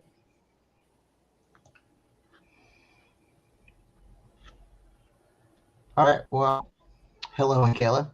It's my little sister, everybody. So, Michaela. What up? Oh, hello. Oh, Nice to have Bryant. another Culp in the building. You have a sister, right? Yeah. You got it. Oh yeah, I have three You brothers calm down, and- Jay. Calm down. We're all. Yeah. We all know what Jon Jay is thinking. You hear that? I'm just asking a He's like, question. I oh, can't ask a Bryant, question. you got a sister? You got a sister? Yeah. Like you've I been was hiding asking him a all the question. whole time. And I can't ask questions. Am I forbidden? Is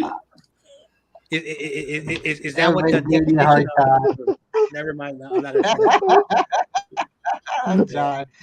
Yeah, sister. She's great. She's one of the final ones. She loves to argue back. If she's right or wrong, and if I say left, she says right, and she'll fight her point. I think she just likes to argue with me a little bit. But, Hey, Brian. she's great. Guess how many sisters I have? 0. All of them. I got almost 30 sisters. I grew up in a foster house, so Okay, I got a big family. Yeah. I was But like, do you have are there any of them blood sisters, or do you have any blood brothers?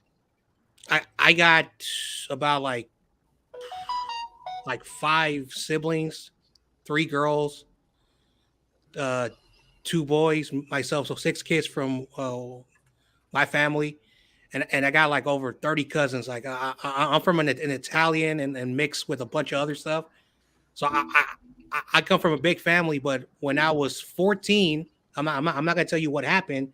I went to a foster house for a year because, I didn't have a family, so I got to know all the kids, and it was it was like a religious thing, where there was a lot of kids that were just left, like for real, like in the movies. So a wonderful religious family took all these kids in and raised them. And so I owe them for taking me in when I was 14. Hey, my dad was adopted, and he was adopted into the Culp family. Weird enough, my grandmother is his real mom. She married into the family, and then my grandpa George went and legally adopted my dad. So my dad's legally adopted. He has 4 older brothers, and it just means there's more people to love. So it's great. People, they have big hearts, and they reach out and they take care of people. And that's because they got a big heart. Mm-hmm. All right. So the answer to the question, how many Super Bowls did Joe Montana win, was 3. XVI, XIX, and XXIV. I'm horrible at math. But yeah, he had been Super Bowl 3 times in the MVP.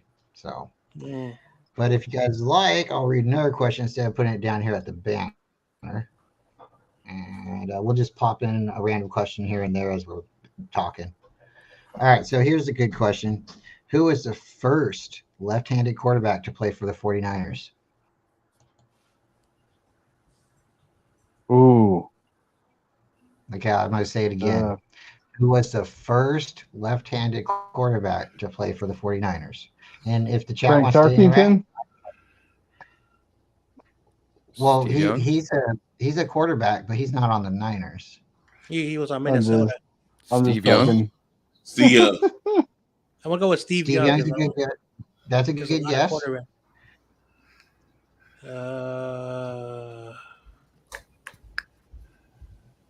Jim Plunkett. Old- Boom.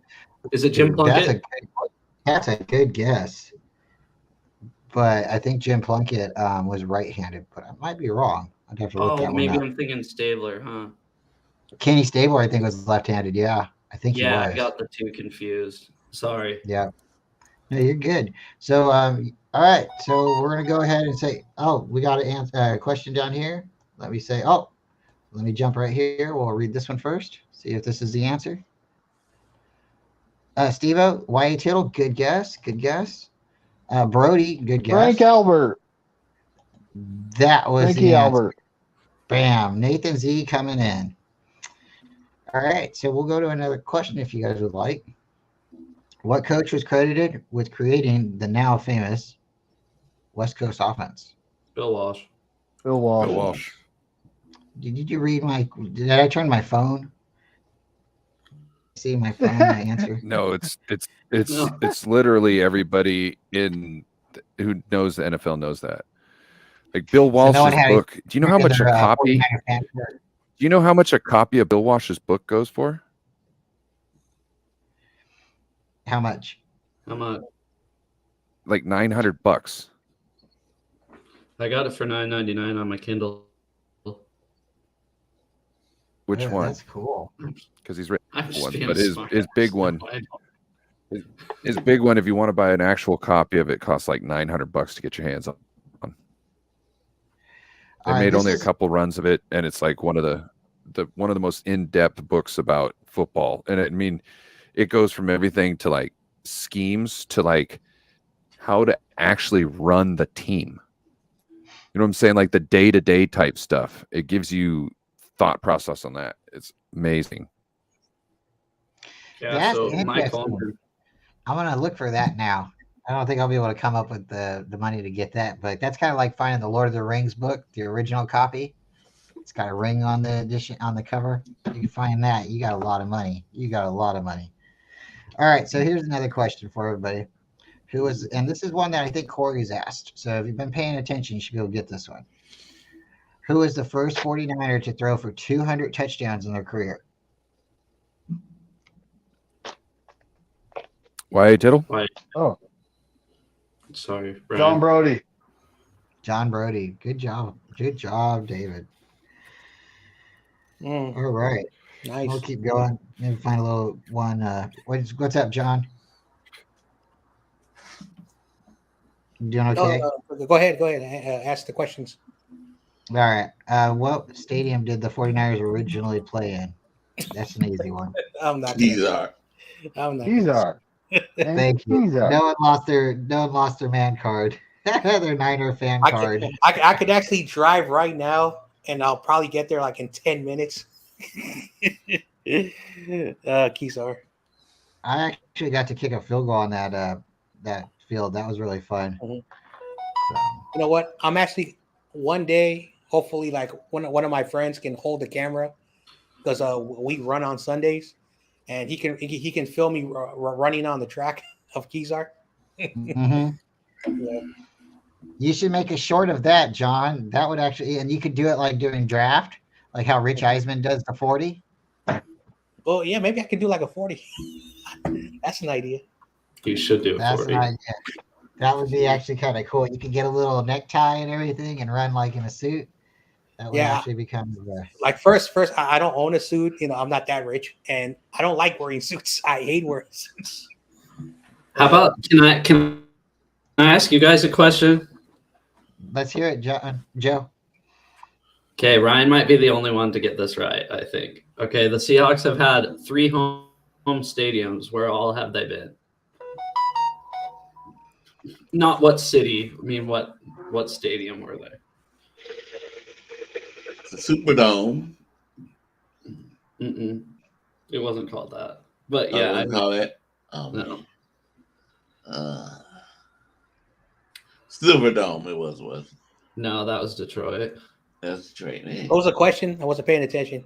What? So we'll give you this one. It's called Lumen Field because the name has changed. What are the other two stadiums the Seahawks have hosted home games at? I know one's named Kingdom. Yep. Okay, That's what it is. that's the one. Kingdom. That's the one that that's the one that Korey was thinking of. The Kingdom. Did you guys play Yeah. ever? Did you guys ever play at the University Stadium? Yeah, Husky Stadium. That's the other one. While the Kingdom Dome got demolished and they built our stadium, now we play at Husky Stadium. And in 1994, when the roof tiles were falling off the Kingdom onto the field. So I got a question.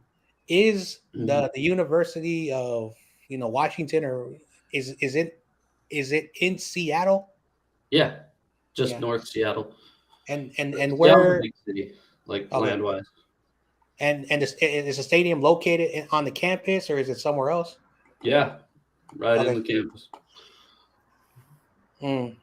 I'm not gonna lie. Every time I watch Cal and Washington games, when they play over there, I like your stadium. I like it. I don't know what the design, but it looks like That's a nice stadium. that's what the Seahawks Stadium was based off of. Actually, it was based off the Husky Stadium. Mm-hmm. Yeah. I think the Seahawks Stadium is very intimidating, and overall, in a structural standpoint, it's really beautiful. It looks like a football, just echoes in all of the sound. It's gorgeous. But Not the only one thing that, I don't you like have about it, the one thing I don't like about it is all that green and blue. I think it needs a little bit more red and gold. But Yeah, he said there was plenty of that last year. I don't know. Another thing about it is literally so the football stadium and the baseball stadium is separated by one street. It's one. They're literally you can walk across a crosswalk and be at the other one. And they were both built within 2 years of each other, so they're very similar looking. So it looks like everything kind of matches downtown now. My daughter called me back Nice. Is she How doing was that? so she could sit there and play on her tablet and eat macaroni and cheese. I was like, Faith, I've been on the phone with you for 2 hours already. Sweetie, I'm not trying to watch you play your tablet. Okay. How I love you. was your Bye. Easter? She never told me she played Minecraft for 2 hours. I checked out Furchester for my nephew yesterday morning. Oh, yeah. So we watched. Yeah. That's Joe, a good one. Also, Yo, Korey. do you think Russell Wilson will retire as a Jet? I mean, as Seattle Seahawks, No. or he's you don't think he'll do a Nothing. one-day contract? No, at the trajectory it's going, I really don't think he's going to. Mm. People still talk about that, But if that's he'll go ahead. It's like your first Super Bowl winning quarterback. That's the only reason why I say that I would think there would be something there, because it's like it's your only one. It's the guy that kind of brought you there. You know what I mean? Not to say it was just him, but you know what I mean. Like it's usually the one that gets the most credit. Bad blood. Mm. So why the name change from Century Link to Lumen Field? Somebody else bought the sponsor for the Oh, stadium. somebody bought it. Yeah, I mean, and when they changed and from Levi's. Oh, go ahead. you remember when they didn't want anybody to call it the Clink? Yeah, I thought that was fine. Everybody called it Link. They called it the Clink, but the company didn't want it called the Clink, because then no one would know it was Century Link. Oh, You really? know what I mean? And so that's why they did it. It was because of branding. And that to me, I'm like, bro, look, just let people call it the Clink. Who cares what the companies? They already bought the rights for it. Mm-hmm. There's still people that call it Quest Field, dude. It's had 4 different names now. This is the 4th name. So They should have kept it Seahawks Stadium, not been sellouts. So I was told, and I don't know if this is true, that since the ownership has been transferred to the wife because the owner passed away. The owner passed away. Yeah, the sister She has possession of the team right now. And I kind of watch, like soccer, not all the time. And the soccer team used to have the Xbox logo. They were saying that, she doesn't want the team. I don't know, like what's going on with that situation? Because I don't like with the I don't Sounders. Yeah. So Paul Allen didn't own the Sounders, I don't think. Russell Paul Wilson Allen does. owned it. Yeah, he's part owner. Thank God for Russ, right? Here's the deal: is she has to sell the team. That's in the will, so it's going to be sold, and it's kind of going to suck because Paul Allen was a great owner, right? The Nordstrom family and Paul Allen are the only two good owners we've had in Seattle, in my opinion. So it's kind of sad. What's the big joke about Bill Gates owning your team? Paul Allen, so he was big in Microsoft here. That's who owns the team, or owned the team. He passed away. But he saved the team from moving to Los Angeles in 1996. The Ken Behring moved their headquarters to Los Angeles in 1996. Paul Allen came and swooped it up and got us a stadium built so we could stay here in Seattle. That would have been weird. The Los Angeles Seahawks. Obviously, they wouldn't keep the same name, but I don't know how you could. It's so Pacific Northwest. You know what I mean? Yeah. Like, not even just Seattle centric. The Seahawk isn't an animal. The Seahawk is a made up animal. Right. That is a mascot. Breaking news. The animal is like it starts with a letter O or something. Osprey. Yeah, that thing. I'm sorry, we just had breaking news, everybody. If you haven't heard it, maybe we can make it a short, just in a little bit. But Joe, can you say that again? The Seahawk isn't what? Is it kind of like a mythical creature? Animal. What is it? The Seahawk isn't a real animal? No. Well, it's not a specific animal, but is a term for an aviary family. So it's essentially it's a genus. It's a genus of a bird family. I think you don't want to call them the Seattle pigeons, I might have, right? Believe me, I've done a lot of research on this. I've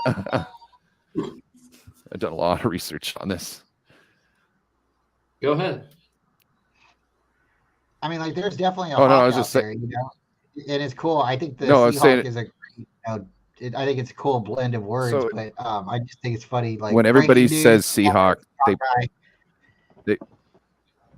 they point to an osprey and say that osprey is the closest thing that you would say to a Seahawk because it seems to be the highest chain predator of the sea. You know what I mean? So that's why they always point to that one. Yeah, like I was saying, it's just like a category of birds as a sea hawk. You know what I mean? Hawks that are centralized over the sea or, fly over the sea for prey. I don't know about you guys, but if you've ever messed with a goose, see, my mom and dad, they got 3 geese in their backyards, and they're mean. They are mean. They're big and they're fast, and they don't like me. Depends on what kinds you get. But yes, I've been chased by 3 goose. I think they have African geese. I'll be back. All right, Korey. All right, later, Korey. You ever seen those big? You ever seen those big rabbits? Mm-hmm. Those huge rabbits. Those were bred for meat in South Africa.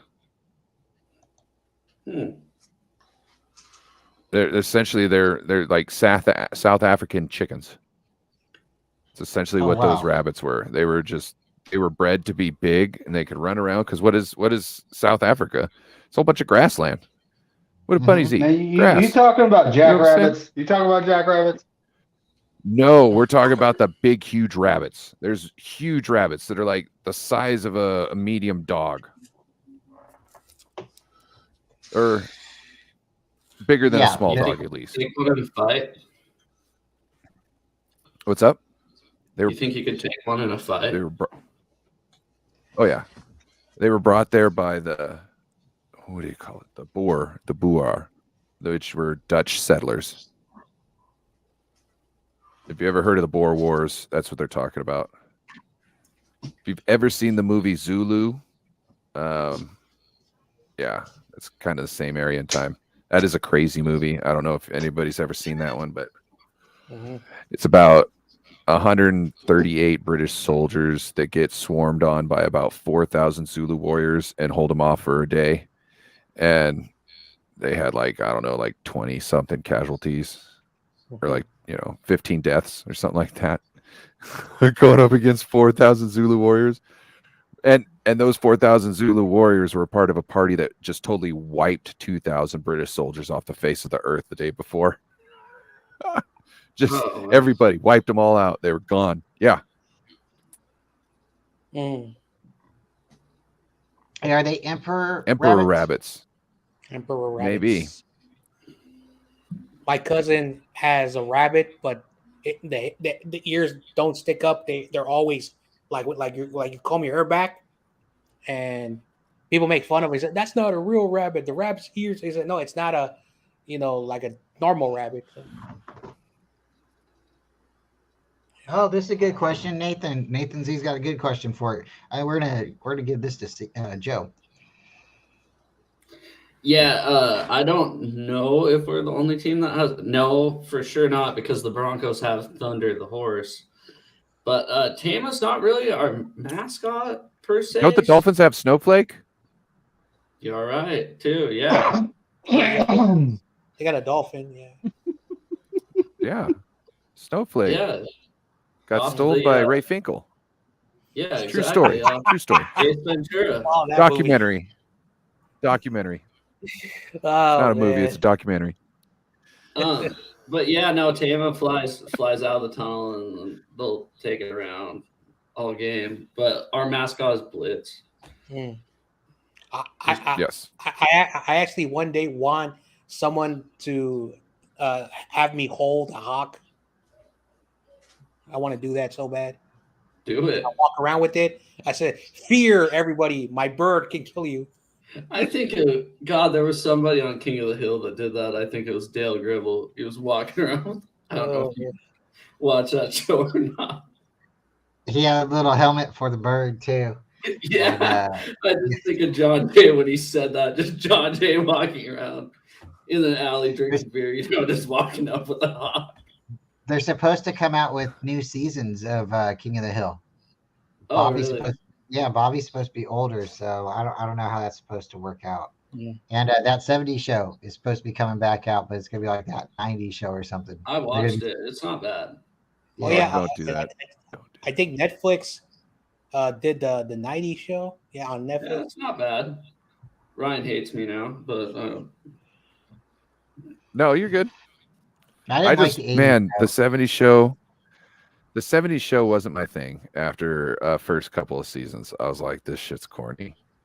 And then when they came out with that 80s stuff, to me, I'm sorry, when you try to blatantly take something that was a hit and try and force another thing on me like that without it being, like organic, I'm very apropos to mess with anything. Like, I don't like stuff pushed on me. You know what I mean? Like, I'll do things in my time. I don't like. I remember that network kept pushing shows after shows, and like it like all the. I remember the they piggybacked the movie How High, and they tried to make a series with Method Man and Redman. Yeah. Yeah. So. All right, guys. So we got any more football? You East Coast? I far East Coast. I got trivia for you, Bryant. All right, let's hear it. Let's hear it. Okay, it's Seahawks and 49ers trivia. Okay. Other than the 49ers and Seahawks, who did Julian Peterson play for? The Rams. The Falcons. No.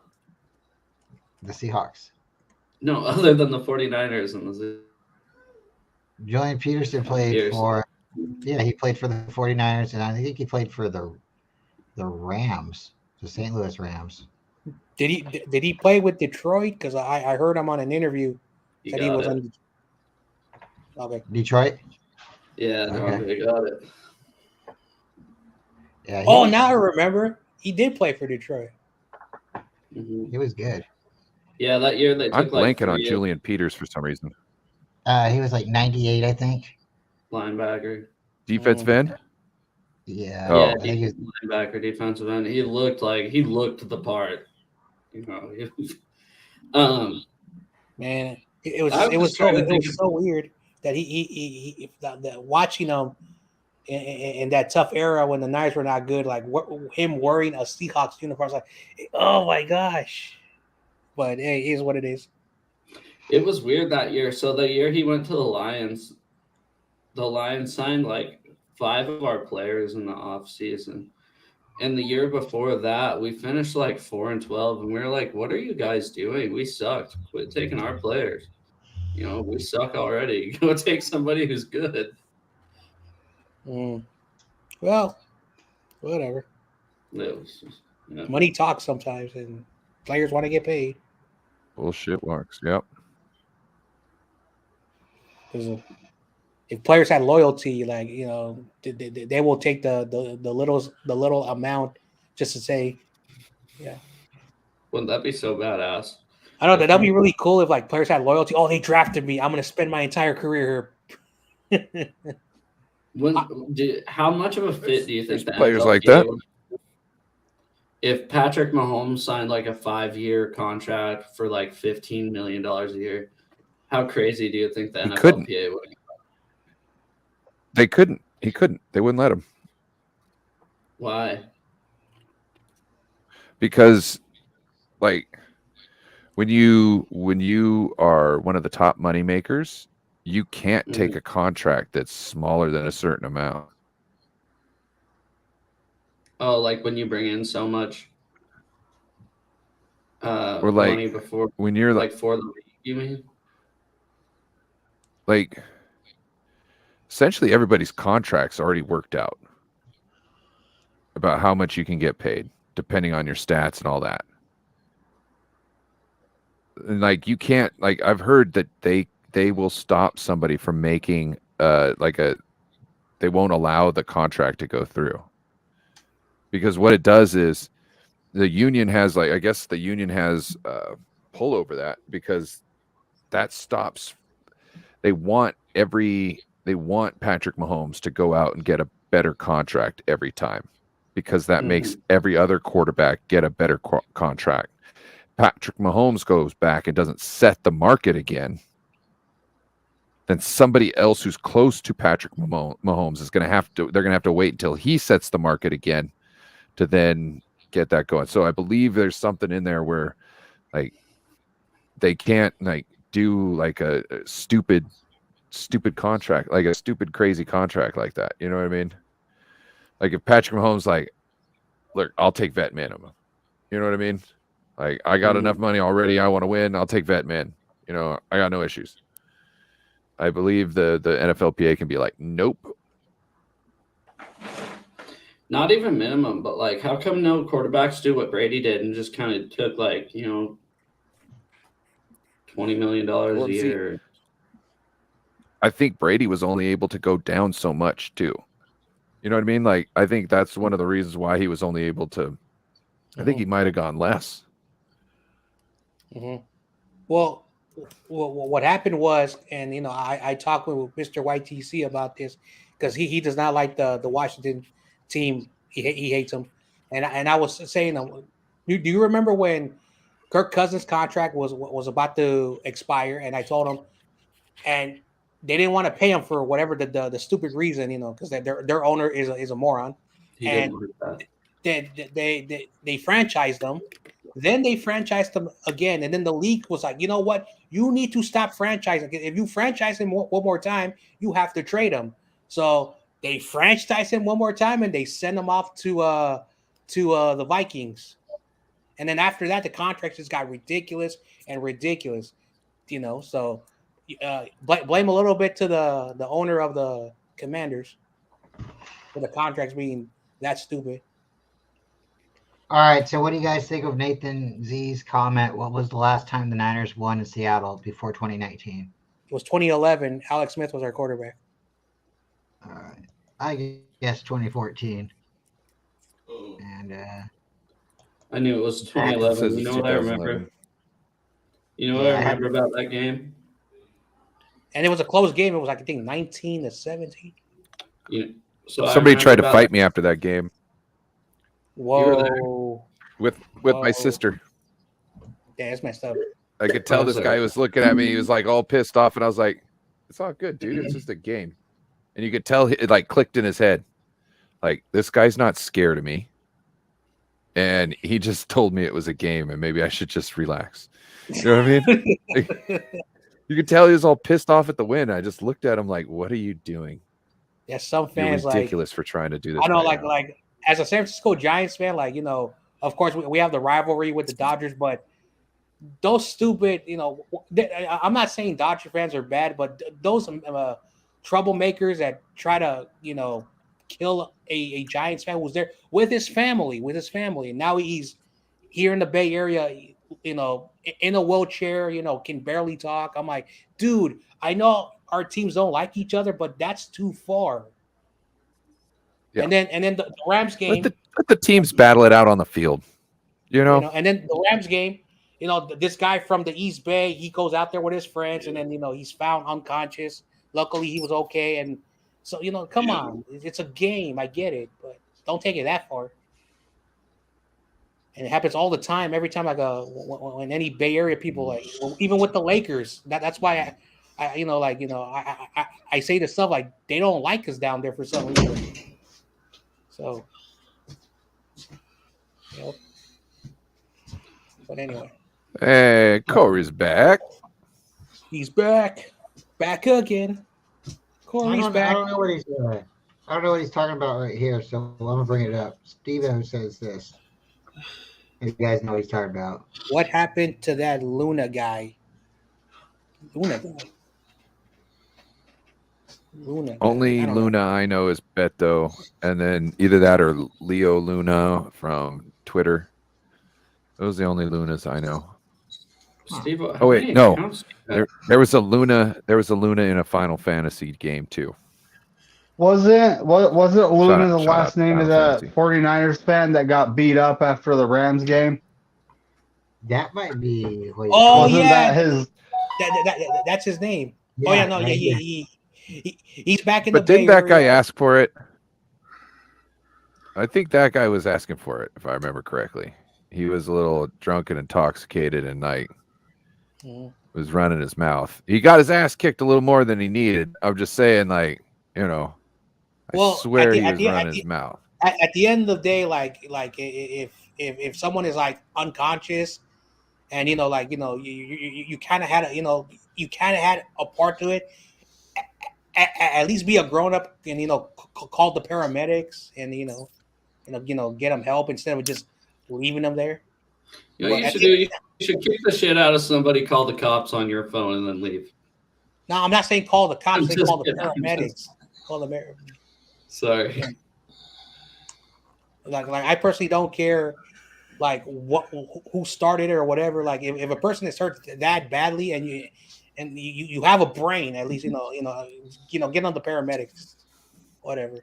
Just don't admit nothing. Also, if they end up dying, that's murder. That's manslaughter. You know what I'm saying? So, how do you know their tongue isn't going to go in the back of their throat and they're going to suffocate? You know what I mean? So, you got to be on top of that. They say that's a myth. No, that is not. That's what they say in CPR. They tell you that's a myth. I was probably about 8 months ago. I fell asleep and my tongue slipped in the back of my throat, and I had to push on my, punch my chest to pop my tongue out. And then I stuck my fingers into my throat and held my tongue to the side so I could open up my fucking breathing tube or my breathing passage, because it was a little, I needed to get some air. That is interesting. How does a tongue go to the back of your neck? So, you know about what is it? Sleep apnea. Oh, yeah. That thing. So sleep apnea will do that. But also at the same time, people's tongues can roll in the back of their mouth. That's why, Korey, did you? Because they always had the little thing if people start going through a seizure, you have to open up the mouth with that little twisty thing and clear their throat with their tongue. You ever see that part? Mhm. But they So that was said, back in the I day. know they said in my CPR classes I've been taking, they said, because we like ask that question, should we put, when somebody's having a seizure, put the a water or something in the mouth, keep the tongue Oh, warm? well, And they're they like, don't no. want you putting your hand in someone's mouth really when they're having a seizure, because they can Sure. bite down at any point in time Yeah. stronger than and Yeah. take your finger right off. That's why I've they never had seen. this like little it was like a plastic screw, and you put it in between the four teeth right here, and you would just turn it, and it would just open the mouth up as it was clenched. Yeah, And then you could get your finger in there and do stuff. yeah, But that's also why, I you got to roll people on their sides at times yeah. because you're I clearing the remember. passage. I remember I was working, and there's a high school called John O'Connell in San Francisco. It's a good public school. They produce really good athletes that go there, and they use one of the complex because the head coach at the time worked for the city, so he was able to use one of their facilities, and uh, he had a player that suffered from seizures, and he was really smart. He made sure, but one day, just out of nowhere, like they were getting ready for like what's called a toss and field, which is basically you're basically practicing just pitching to a batter. They hit the ball and you just play on. And at center field, he just collapsed. And I was watching the practice. I ran over there. The guy was flopping like a fish, and the coach was like, "Hold him down." So I tried to hold him down. He almost bit me. And then finally we're holding him, but he was still flopping like a fish. Luckily, the paramedics were called immediately, and they did, what the medical professionals do. Well, that was like the weirdest, like 10 minutes, like watching a person flop around like a fish. Yeah, we used to That's have wild. a little, my job, we used to have this little girl that got the seizures. And that's why we wouldn't allow her to get on the play structure. Because we said we don't want you ever to fall off on top of that structure like that and fall off of there. So Hey, I gotta go ahead, Corey. so you gotta pass, and her mama never took the Caesars serious. We had to call CPS on her because we called the mama and said, "Mama, your child is having a seizure. You need to come pick her up." Or we call an ambulance. She said, "No, don't call an ambulance. I'll be there to pick her up." But then she don't show up till it's time to pick her up. So we had to call CPS on her. And little sweet girl, she passed away because the mama left her home alone, had her in the bathtub. She had a seizure in the bathtub and drowned. How do you do? Oh my God. How do you leave your kid alone in the bed? Like,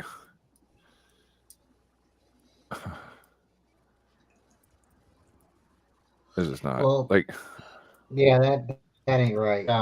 So hey, Nathan has this question. I brought it up a little while ago. I hope he's still with us. He said, "What is the longest regular season win streak in 49ers history?"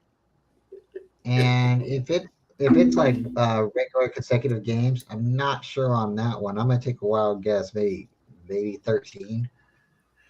But if it's like longest consecutive win streaks against a team, I think the Niners beat the Rams like 17 times in a row. So Yep. if you're still here, Nathan, bring that up for us. What do you think, Ryan? I don't know. This could be more than 13 because think about that. You could start at the end of one season and begin at the end of or at the beginning of another.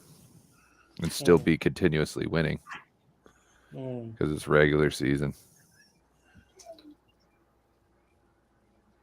Oh, I don't know. Well, I'm gonna go with. if Nathan, yeah, go ahead. I'm gonna go with 18. 18. All right, and Nathan's still here, so he's going to answer. What do you think? I go. What do you think, John? Korey, go ahead. I think I'm gonna go 15. 15. Okay. I'm gonna say 12. But We went. Go ahead. No, you're good. You won your last You're 13. Did you win your last 13 last year? Is that what it was? No, Oh, almost man. though. Almost. Korey, Go ahead, John. We lost the won the.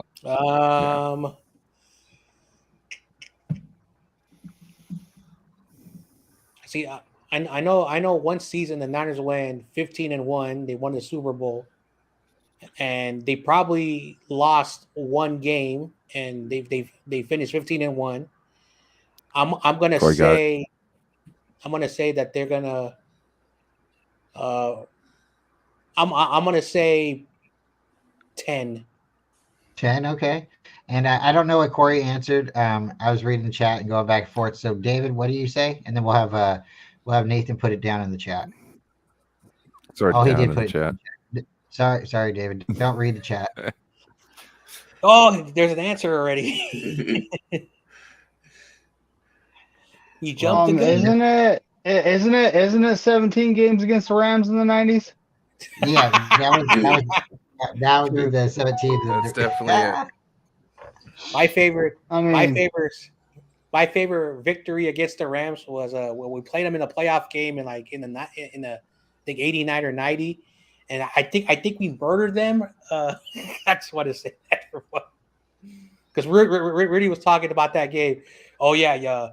Well, we got our revenge from that game that you blew us out at Candlestick. Shout out to Rudy. I was Well, going to guys, say. go ahead, Joe. tell him what's time. What's time, Rudy? Which game you talking about? I don't know. I was going to say with an elite quarterback, the record for you guys is 5.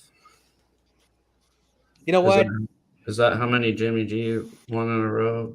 All right. Let me ask this question. If I get Rudy on my channel again, does anybody want to be there and debate Rudy on anything or no? Oh yeah. Okay. All right. So I'll pencil in Joe, Steve. We're trying to get him on our show. Yeah. Mm-hmm. He keeps leaving me messages making fun of our team. I said, dude, I get it. What are you trying to accomplish, man? And he's like, oh, I told you, Jon Jay, my channel is trolling the Niners. I said, you told me that already. So again, what is your end game? Because I'm very confused why you keep dropping these dumb things in my Instagram. It's not trolling if it's just totally irresponsible. You know what I'm saying? Like, it's not trolling when it can never happen. Also, for whatever the reason, he sent me a video when some Dodger fans were in town and they went to now it's called Oracle Park. I don't know why that company bought the naming rights. And I was like, okay, wonderful. Like that happens every time we play the Dodgers. Some of your fans travel, but every time they get into the stadium, they behave themselves because they remember what happened in 2008. They don't behave themselves here. Yeah. So, hey, Korey, how you feeling, man? You want to go a little bit longer, or you want us to wrap this up, or how you feeling? Keep going on. Okay. We'll go a little bit longer, but at any time, just let me know. Yeah. Yeah, I don't like Dodger fans. I know this is a football show, not a baseball show, but there's something about the Dodger fans, and I think they've kind of melted into some of the Rams, but there's not really too many Ram fans. I've seen like one all year, like a real person actually wearing a jersey, and I was like, wow, you exist. They do exist. Mhm. You know, Yeah. I live in I used to Stockton, work with a California. guy. I used to work with a guy here, and he was a Seahawks fan until the Rams moved back to LA because essentially they moved into LA across the street from where he grew up. So he was like, bruh, he's like, I got to. I was like, hey, it's all good. Both your teams going to fucking suck. And, I just ripped him apart for every. Yeah. He did rub it in my with a face more Ram. I often used to than work NFC with a Championship. Rams fan. I used to work with a Rams fan. He was horrible. He's like, "We're gonna beat your guys' ass." I'm like, "No, you're not." Mhm. And then it wouldn't happen. It wouldn't. And then he's like, so the next day he would like call in sick because he knows I'm just waiting to give him a ton of shit. So Joe, Like, if you wouldn't act like an idiot, you wouldn't have to feel so awkward at work. You know what I mean? You could just be That's like, exactly it. hey, Joe, best of luck. So Joe, I got a great story I want to tell you because I'm so glad. I've told this already to Noah and Steezy, and so I'm down at this shopping center called Westfield Mall in South Center. Yeah. And there was a family and a little tour group from the country of South Korea, and the cashier, hated the Niners. So he would do everything he can to tell customers to buy Seahawks, jerseys, hats, and whatnot.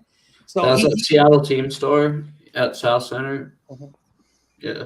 So I'm talking about here, and it's called Westfield Mall. And we have a Westfield Mall too. Sorry, I was assuming you were talking here. so I mean, me and my friend, we were buying some shoes because he's a big sneaker guy. Like, I think he owns like 30 pairs of sneakers. I'm not sure why anyone needs 30 pairs of sneakers, but he wanted to always have 30 pairs of sneakers. Mm-hmm. And then the cashier, saw me and he said, "Oh yeah, there's Jon Jay." So he wanted to do a little joke on me, So he was trying to push these tourists from South Korea to buy Seahawks, merchandise.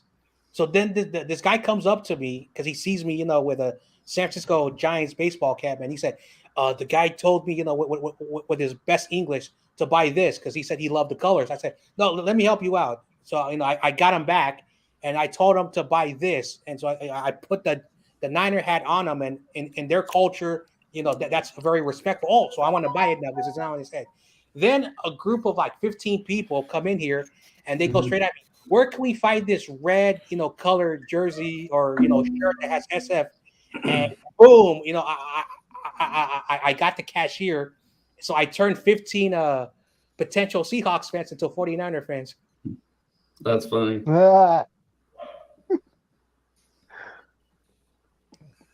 So South Korea is repping the Niners. So is that. I'm not even. No, what I want to say about Dodgers fans is, so I took my dad to a lot of sporting events in the 10 years that he was in a wheelchair, right? And a Dodgers fan is the only fan that I've ever seen try to fight my dad while he was in a wheelchair. Oh, that's messed up. That's a little bit too far. So after that, me and Dodgers fans, I've never seen somebody try to fight somebody in a wheelchair. Oh yeah, a Dodgers fan did, and I was like, you know what? That's not very cool. I don't this California rivalry, like the northern and southern, like there's a real hatred. I had this girlfriend who I dated when we were in high school together. She moved to LA because she got accepted to like a small LA school. And after 1 year, she came back, and because she was also Mexican, and the Mexican girls out there gave her a hard time. Oh, you're from the Bay Area, and they out here, we're so it's kind of weird, like what kind of mentality they have out there. But I've met one like older gentleman who's from El Salvador, who lived in LA for many years, and he says, yeah, that because he's El Salvadorian, Mexican, like whatever, they hate each other for some reason. So he said, yeah, he said I'm more happy up here in the Bay Area that I was out there because you guys are more cooler, like when accepting everybody. I said, I told him I've been there one time in my life, so I've never, lived there. But all the stories people tell me, like they don't like us for some reason.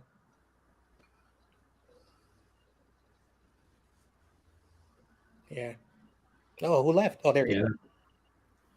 He's back. Too many buttons. Sorry, guys. I know I messed with my uncle. He's a Raider fan. He was playing. We was in a camping trip, and he was playing dominoes. Ooh, dominoes. And I come up. He had a straw Raider hat on, and I come up, and I pretend like I did it on accident, and knocked his hat off his head. So I'm sorry, Uncle. And I said, let me get that for you. And I picked that up. But I put my red 49er cap on him. And I walked around the table to where he could see me. And he's steady like this. And I thought when he did like this to adjust the hat, that he was going to notice that it wasn't his hat. But he didn't know. He just went on ahead and adjusted it and went back to playing dominoes. And I like stood up there like this, swinging his hand hat back and forth like this in my hands. And his sister looked at him and said, you don't feel anything strange? You don't see anything going on around him? He like, what? Then he looked at me and he like, God. I won't say what he said on Bryant John, but he said, God, I want to whoop you up. And my cousin took a picture of it. So I got that picture. He said, you gonna get it, Korey. You gonna get it. Mm-hmm. Funny. Yep. Well, I have had a lot of fun. If you guys still want to talk a little longer, we'll talk a little longer, but we definitely need a hot take. So hot take. Ryan, you got a hot take for us at this time?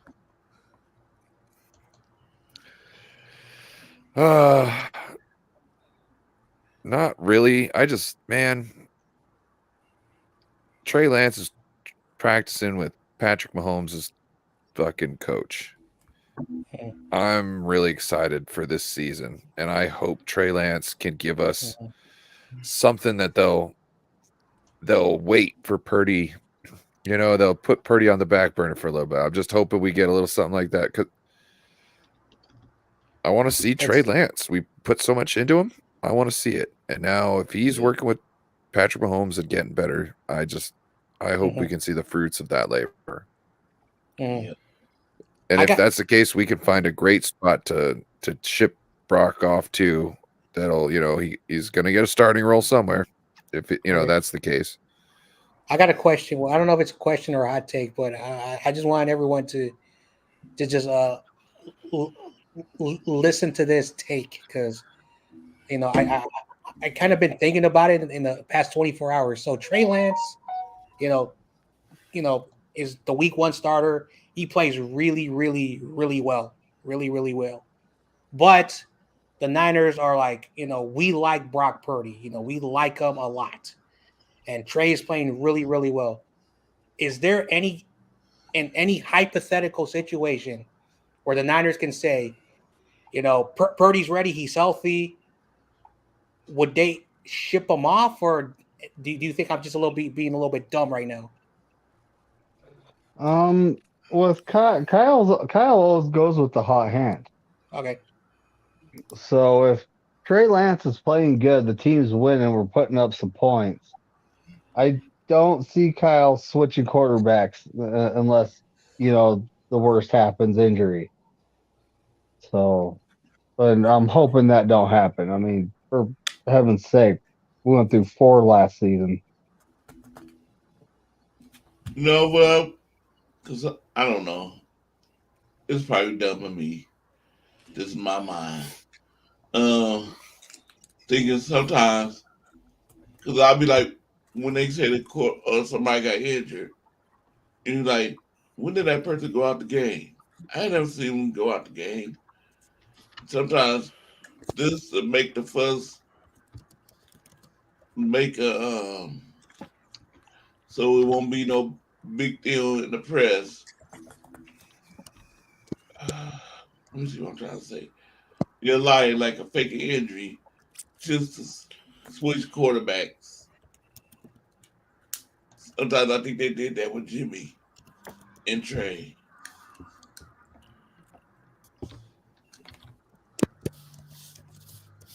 So it won't be no big media thing. Oh, they're going,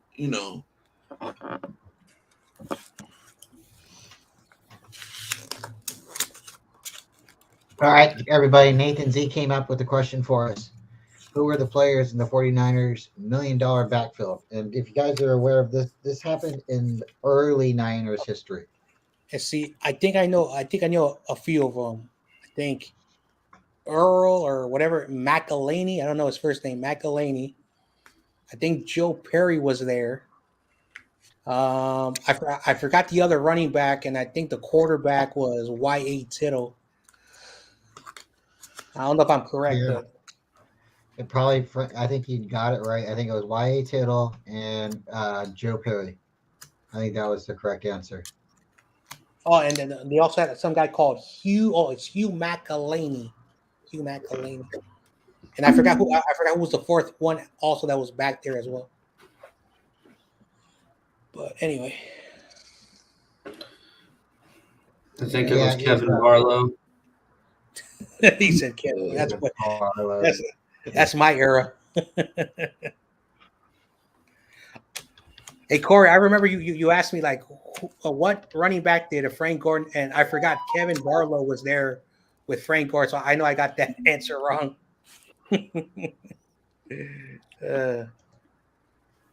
Let's see what Nathan Z said. I think he might have Jon said Jay. Oh, okay. Yep, Joe.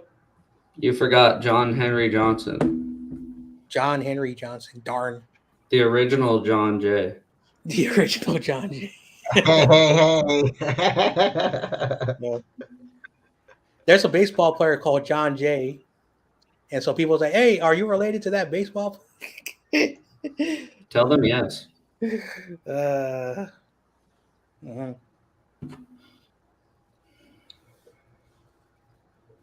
What's everybody's plans for the week? Let's see. For me, I'm gonna do a stream tomorrow.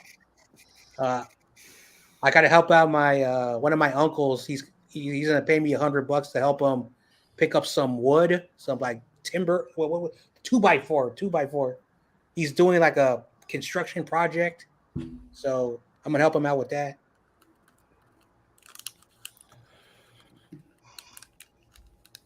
Yeah, 2x4. Ryan, what you got going on? Same old. Try. Go ahead, Ryan. No, you're good, man. I didn't know if you said Bryant or Ryan. I'm sorry, but yeah, same old. So, I swear everybody calls us both Brian. I swear nobody ever says the T for you, and everybody puts a B for me. So I just the thing I've noticed. The thing I've noticed with these shows, just to get somebody's attention, you just kind of have to go Ryan, and then both of you will answer. Just slur it totally, and then both of you will talk at the same time. I think that's what I just did. Gotcha. All right, Nathan's got a question for you. Chuck Knox.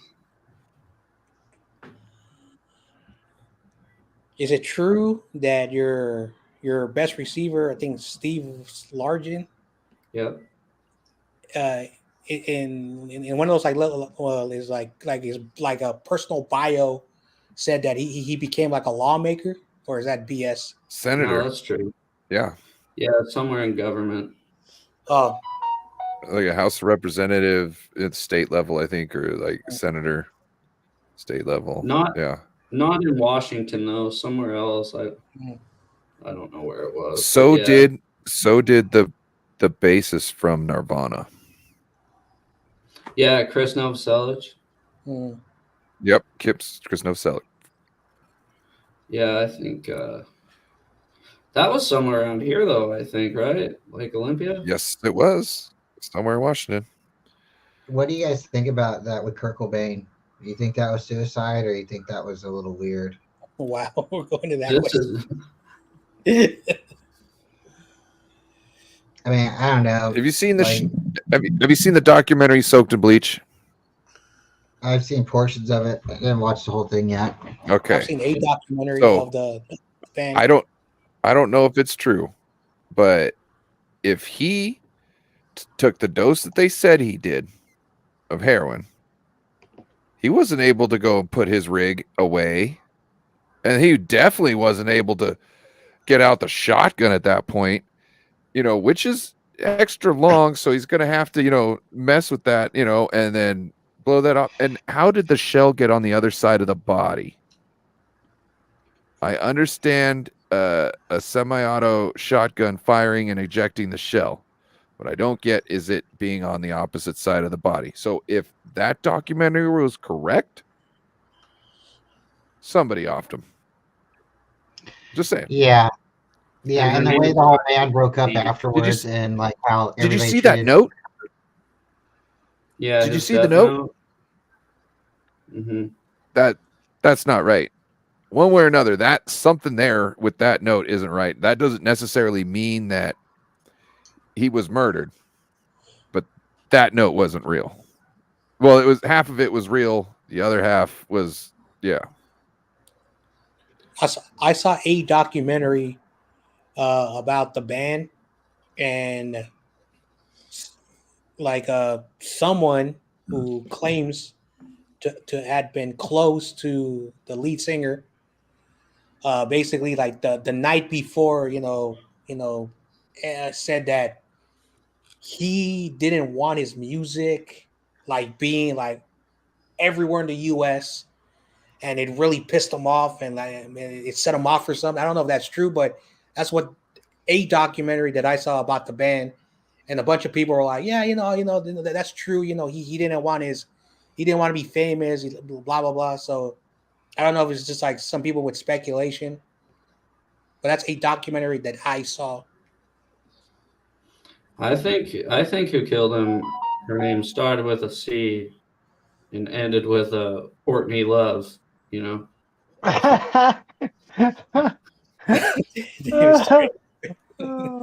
said that. Dude, that woman, oh, I'm telling you, like you could almost tell like how she went afterwards. She was in this like just spiral, like death spiral through drugs and alcohol afterwards. Because Well, you knew even what if you she did. was You knew you murdered. Yeah, even when she was with him. Yes, Nathan. Pull up Nathan's comment right there, that last one. Alice in Like, what's Chains. that one song? What's that one song he did? In the Pines? Where the sun Yeah, don't that's ever exactly- shine, I will shiver. That's about her being a hoe. Mhm. Well, I mean, it's a cover, but Well, Yes. but he sung that because she was trifling. She was getting around and she was a stripper. What do you expect? yeah. And women are crazy. I used to be a bouncer at a strip joint, and they would wait for me to go to the restroom to run outside and get in their Do their cars thing. so they didn't have to tip me, because it was a thing where the bouncer walks the ladies out to their cars, and because they do that, they tip the bouncer, right? So they wouldn't want to tip me, so they would like, oh hey, thanks, and I'm like, you guys are so fucking idiots, you're gonna get me fired, and who's gonna fucking be around when some other fucking idiot wants to fucking kidnap you? Sorry, excuse my language, but that annoyed the crap. On my first night there, somebody tried to follow the ladies home, and I had to threaten them. First night on the job. Dude. Mm. So we went like 7 deep to Showgirls one night when I was like 18. in this Deja Vu pickup and Everett, truck. bro. That's where I No, work. we went Deja Vu to and Everett. we went to Sin Rock and Renton, but so anyways, we all roll, and then one of our friends is in there till like 3 o'clock in the morning, and they close at 2. So we're out there in the parking lot waiting for him, and the bouncer comes up, and I'm like, "We're not creepers, dude. We're really just." And he started laughing. He goes, "Oh no, I get it. You guys look like it." But I was like, "Yeah, The creepers wear sweatpants. I know it. Yeah, I know Blah. Sweatpants. Yep, they do. telling you. That's no joke." So my friend You- who is not considered like the most like the biggest more or muscular. He's a very but he's tall, but he's very skinny, and he tried to get many jobs, but a security company was so desperate that they hired him as a part time, and they basically like get calls by companies. So his first call was to a club, not a strip club, but a club where people dance. And on his very, very first day where he got there, he's like, "Nope, I'm not coming back here no more. I'm not coming back here no more." Because like women were like, like trying to to get in clubs, and they were trying to do things, and and then he had to deal with like drunk people, and he's like, "Dude, no, I'm not a security guard. I'm not a security guard." So he quit. He just couldn't take it. You know how I lost my job at Deja Vu? Yeah. The owner was a Russian mobster and was murdered in his garage. And he didn't have a will. So they had to essentially they brought some dude in. They brought some dude in from corporate. He came in and shut it down on the last night. It was crazy stuff. So I was the last bouncer ever hired at the Deja Vu in Everett. Oh, it ain't around no more? No, it is not. It's now like a pawn shop on Evergreen. Yeah. My plan. I was the only sober one working there. That don't surprise me. Sorry, Corey, go ahead. Yeah. My plan for this week is take the week off. I'm not going to do a Thursday night trivia. I'm wait till next week after. That's good. Good. Get some rest, It's always good to take, like a few days off, Yeah. Nothing wrong with that. Yeah, if I do anything, Corey, I'll send you the link, or I'll let you know first. See how you're feeling and stuff, and I'll still check on you through the week. What about you, Brian? Any Right. Hold on. Like if you call me like around my dollars, I'm not gonna be able to. Yeah, no worries. I won't probably be able to. I could talk, but you probably won't be able to hear me. Yeah, no worries. If you can't answer, don't worry. Just text me back when you get a chance. Yeah, it don't have no good reception in there. Yeah. And same thing with you. If you call me, and I'm talking to the boss man or the owner comes up and I got to tell him, how long it's going to take me to paint an apartment, I won't be answering your phone call at that second. But I'll call you back as soon as I can. I'll tell him I got some paint on the wall, and it'll take me a couple days. What about you, Brian? Any guests or just your usual Saturday show? Okay, so this Saturday show, the panel will be welcome to come in, but I'm going to start out with Jason Hurley, and he is a capologist. Oh my God, the guy's super smart, and he's going to be coming on the show Saturday morning, normal time at 9:00, and then Sunday I'll have a show on Sunday, and it'll be open to everybody as well. I'm going to try to keep my shows like at least have a guest either Saturday or Sunday, and the other show, more of a call-in show where we can talk a little bit of sports and drink and, talk about our donuts and stuff a little bit more.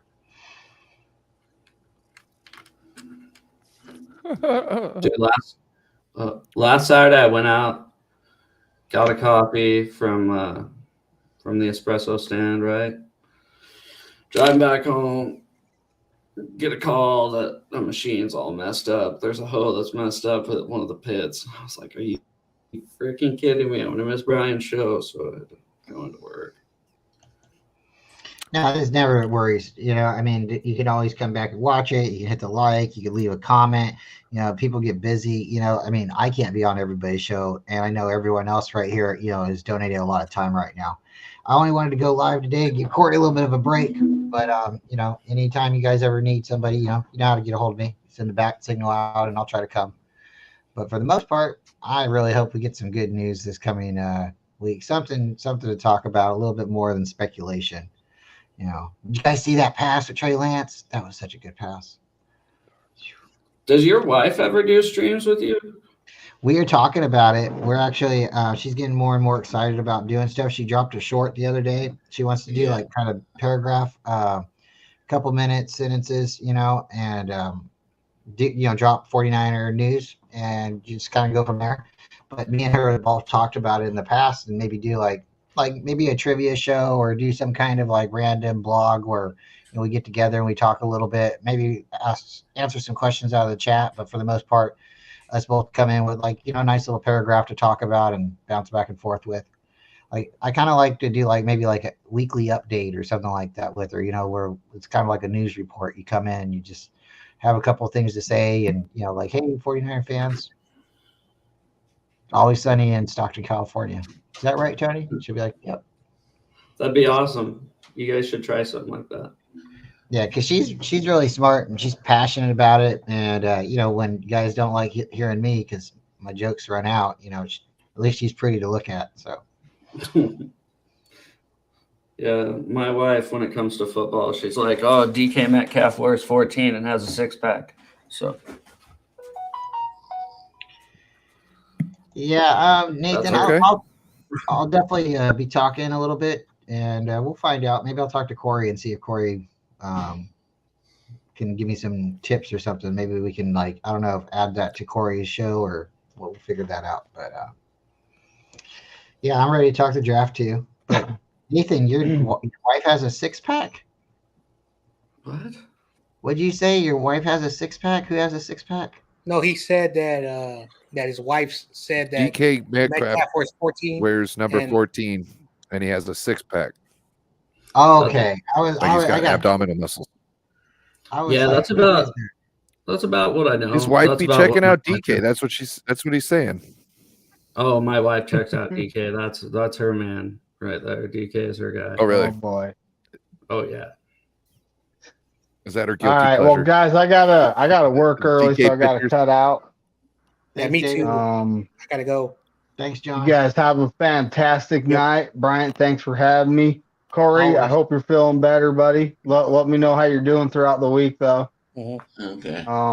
Later, Ryan, you take it easy. Don't let those Seahawks Peace. fans mess with your internet. Yep. Joe, take it easy there, buddy. And Jon Jay, have a good night, man. You too, man. See you, Dave. I just want to get a good night's sleep.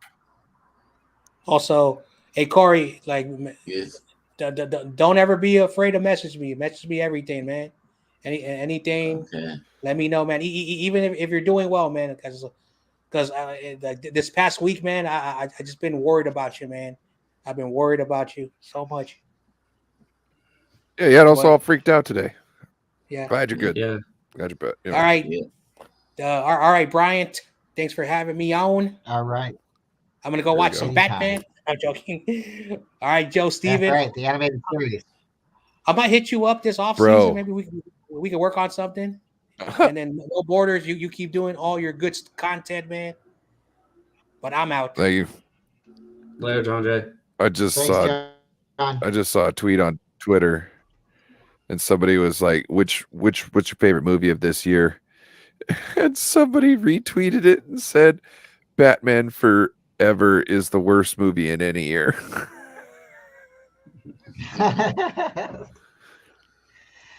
It wasn't a good one. It wasn't. I got to go see the movie theater, and man, I had a lot of fun watching in the movie theater. I was even that Batman. My brother was Robin for Halloween that year. It was awesome. Bro, All right, so I got a joke down here. I had already seen Pulp Fiction 3 times in the theater by that time. I was underwhelmed. You know what I'm saying? Like I saw dudes iced, getting raped. You know what I'm saying? Like, chick ODing and getting brought back to life.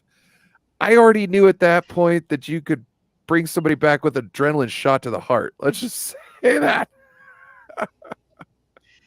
So with seeing that movie, Batman Forever, would you say Jim Carrey's Jim Carrey in every role he ever plays, or is there has he ever played a character that he's not Jim Carrey? Yes. Truman Show. Oh, you think he wasn't? Yeah, the Oh, Truman that Show. might be a good point. Yeah, that's a good point. That was a good Anything movie else too. though? Also, there was when he played That's a good point, though. what's his name from Taxi? When he was the comedian dude and did the wrestling. Andy Kaufman. I don't think I've seen that. He did a movie about Andy Kaufman. So he wasn't being him, even though Andy Kaufman, you would say that Jim Carrey was the Andy Kaufman of this generation. They're just kind of odd with how they did things, even though Andy Kaufman was like really odd. That's why they were like, Carrey would be great for this. But that's another movie where he's not being like him normal self. He's actually playing another person. So like, the Grinch, he's obviously Jim Carrey himself is coming through that. In fact, the face, a lot of people said that they thought, the face was all prosthetic. It really wasn't. It was him contorting his face most of the time. And so, it's the Grinch is him. Yeah, Andy Kaufman. All right, so Bro, guys, did you guys watch when you watched? All right, let me. If you see my question on the bottom, it was my dad joke. How many San Francisco 49ers does it require to change a light bulb? Well, they're the San Francisco 49ers, right? So the answer is none. Lava lamps don't burn out. Yes, they do. Kind of like a pun. But that's if you drop them, but Yo, Although there's a light at the bottom that heats things up. Korey, I don't know if you've seen the Truman Show, but when you guys watch that shit for like a week straight later, were you like just freaked out? Because I totally was. I watched it in like the 8th grade, and I was like looking over my shoulder, just being like, "Did I see that yesterday?" After I watched the Truman Show, I was like, "Nah, this is the only thing." The only thing that kind of confirmed to me that I wasn't in the Truman Show afterwards was somebody was like, "You ever get the feeling that you're in the Truman Show?" And I was like, "You're not an actor." You know what I'm saying? Because you wouldn't be bringing that. Because I didn't speak that into the lexicon. They just offered it, right? They just offered it out, and I was like, okay. If you don't know whether you're in the Truman Show, and I'm not being paid to act like, something, then we're definitely not in the Truman Show. Because how are you going to get two of these guys in the same place, not knowing about things? Bro, I watched that it's movie. the kind of concept with like the Matrix. Are we all just hooked up to some kind of computer? That would mess with me. That would mess with me. You know how stoned I was when I walked in the movie theater to sit down and see that? Holy shit, bro. I was on the verge of seeing things. And then you're going to make my brain like go deep into some crazy shit that I could put together? Like I walked out of the theater going, I think I know what I just saw. And then as I sat down like later, I'm like, oh shit. What did I just see? Like you can't unsee that now. In the back of your mind, you're thinking like, why does everything just taste like chicken? Is a spoon just a spoon? There is no spoon? You know what I mean? Like, well, that's what's really funny to me. Like with COVID is if you got COVID or if you had any symptoms of it, you lose taste. And like I remember eating peanut butter ice cream, and I couldn't taste it. I could taste like the salt, but I couldn't. I couldn't even taste the salt. It just tasted really weird. Everything, and I got so mad because I wanted to eat something, and I thought, okay, ice cream will be easy to eat, and it was horrible. So with that kind of concept, if like there was some kind of like glitch in the system where everybody was like, okay, they can really taste real food. Maybe that's. I mean, like, man, now I'm not gonna go to sleep tonight. I'm not gonna sleep tonight. Oh, Dude, you know what's funny? I don't think I ever got COVID. I've never had an antibody test, so I can't tell you if I got it, right? mhm. But I have not been sick since the shutdown. I could have been, because I was in Seattle. I was in Seattle Mhm. all the way through Seattle, going in everybody's houses, 13 stops a day. You know what I mean? So I could have, because it came in months earlier, so I could have got it beforehand. Yeah. You know what I mean? And just not noticed it. And then, oh, you know what? Somebody at my We work got might have sick in got it. somebody at my I job got sick remember. in January, and they started wearing a mask. We were carpooling together, and the owner asked him to start wearing a mask. I didn't really know what was going on.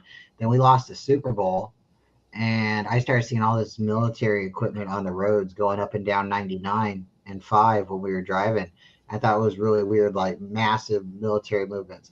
And I started telling everybody in the car, I'm like, something's going to happen. I think we're going to get shut down. And I started hearing more and more about like people getting sick, and they're like, no, no. And it was like a week later, we got shut down. And we were essential employees. Some of us get to keep our job, but some of us just got laid off. And I don't know. I think they were moving a bunch of equipment, so in case they had to do martial law, they were going to be equipped to do it. It got scary there for a little while. You- You get toilet paper? No, You because have toilet paper? I was an essential worker, so I was still able to go out and out and about. But it is a very wild feeling when you're driving down the freeway, and there should be like hundreds of cars on the freeway, and there's only like three. You're Oh, like, bro, I work in downtown Seattle, so I never got shut down either. And Yep. yeah, I drive down I-5 to work, and nobody's there. We go to like the big Ferris wheel on Seattle. I work right outside of that. Nobody's at the waterfront. You're like, dude, It's this never like is that. actually depressing. I-5 is always just a shit show. Like from Especially between Everett South, it's a shit show till you get past Tacoma.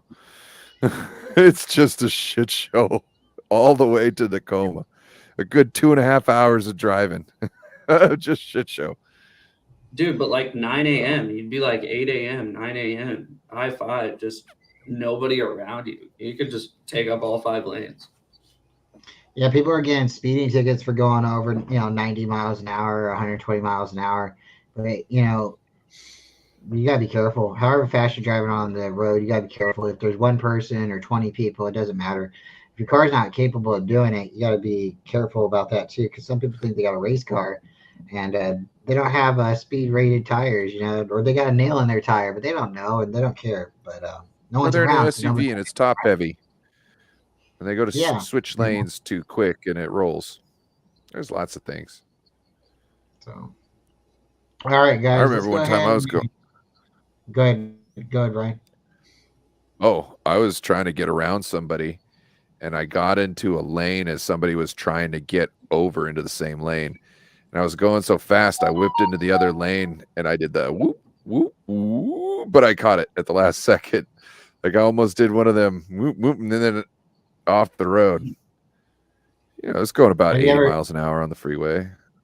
have you ever slipped on black ice? Oh, yeah, dude. Oh, yeah. That's, Oh, bro, so all the time up here. I don't know All the about you time up guys. I've done this. Oh, my God. It made my car spin like that, and I didn't do it on purpose, but yeah, I hit some black ice. It got really scary. There was like 4 of us in the Hey, car. Joe, you know the trestle in Everett? Yeah. Okay, No. so I'm going towards Lake Trestle and Everett. So you're going towards Marysville, and you can take a left or right off the freeway essentially and go to Lake Stevens. And you go up over the slough and all that. So I'm coming south. I go underneath the overpass. I come up on the flats there. I get up on the freeway, and the moment like the air can go underneath the overpass, I am in my work van, and I immediately take a right. Like I'm going straight, and I immediately turn 90 degrees, and I'm heading straight for the barrier. And there's nothing past the barrier. Like I could just go over and into the river. And like at the last second, I was like, I whipped it until my ass was about ready to hit it. Cause I was like, fuck it. At least we can save the engine. And then it stopped a couple inches before that. And then like I had to like oh my God, I was going 35 miles an hour. That's how fast I was going. And I like lost control. Well, when you hit black ice and you're going 35, it feels like you're going about 100. Bryant, did you guys? So we had a crazy ice storm up in Washington in December this year. I mean, just ice this thick on the roads. Nobody could drive. So I went into work that morning. I think it was right before Christmas. I go into work that morning. And nobody showed up to work, and they're all like, why are you at work? Everybody, there's like 3 of us that showed up, and everybody's like, why are you there? So anyways, we go back home. I can't make it home. Like I had to walk a mile, dude. I was about to, there's this tiny hill up to go to my house. I started to go up, and I got some speed, and my tires are still spinning forward, but my work truck's going backwards. Yeah, that sucks. One morning going to work that in December, we were having freezing rain, and my heater wasn't working in the truck. And so literally my windshield froze up 3 times on the freeway going 1 mile. I had to pull off to the side of the road 3 times to get at my windshield with a towel because the windshield wipers weren't working. Because it was like frozen solid, like, I don't know, half an inch of ice on the window from just going like a third of a mile. It was scary as fuck. Dude, this winter was rough. Yeah, it only hailed like one time where I'm at. It hailed for just a couple minutes and then stopped, but it got scary there for a second. But hey, guys, let's go ahead and call it a night. We'll do this again. And Korey, you keep my number on speed dial, and we'll talk about this week what's going on. Because I know if you're not feeling up to it, but if you're feeling up to it and you want to jump on with me, just let me know, and we'll do some stuff. All right, sorry guys for taking yours off. Hey, you guys have a great night. And with that, I think we're out. All right, you too. Peace.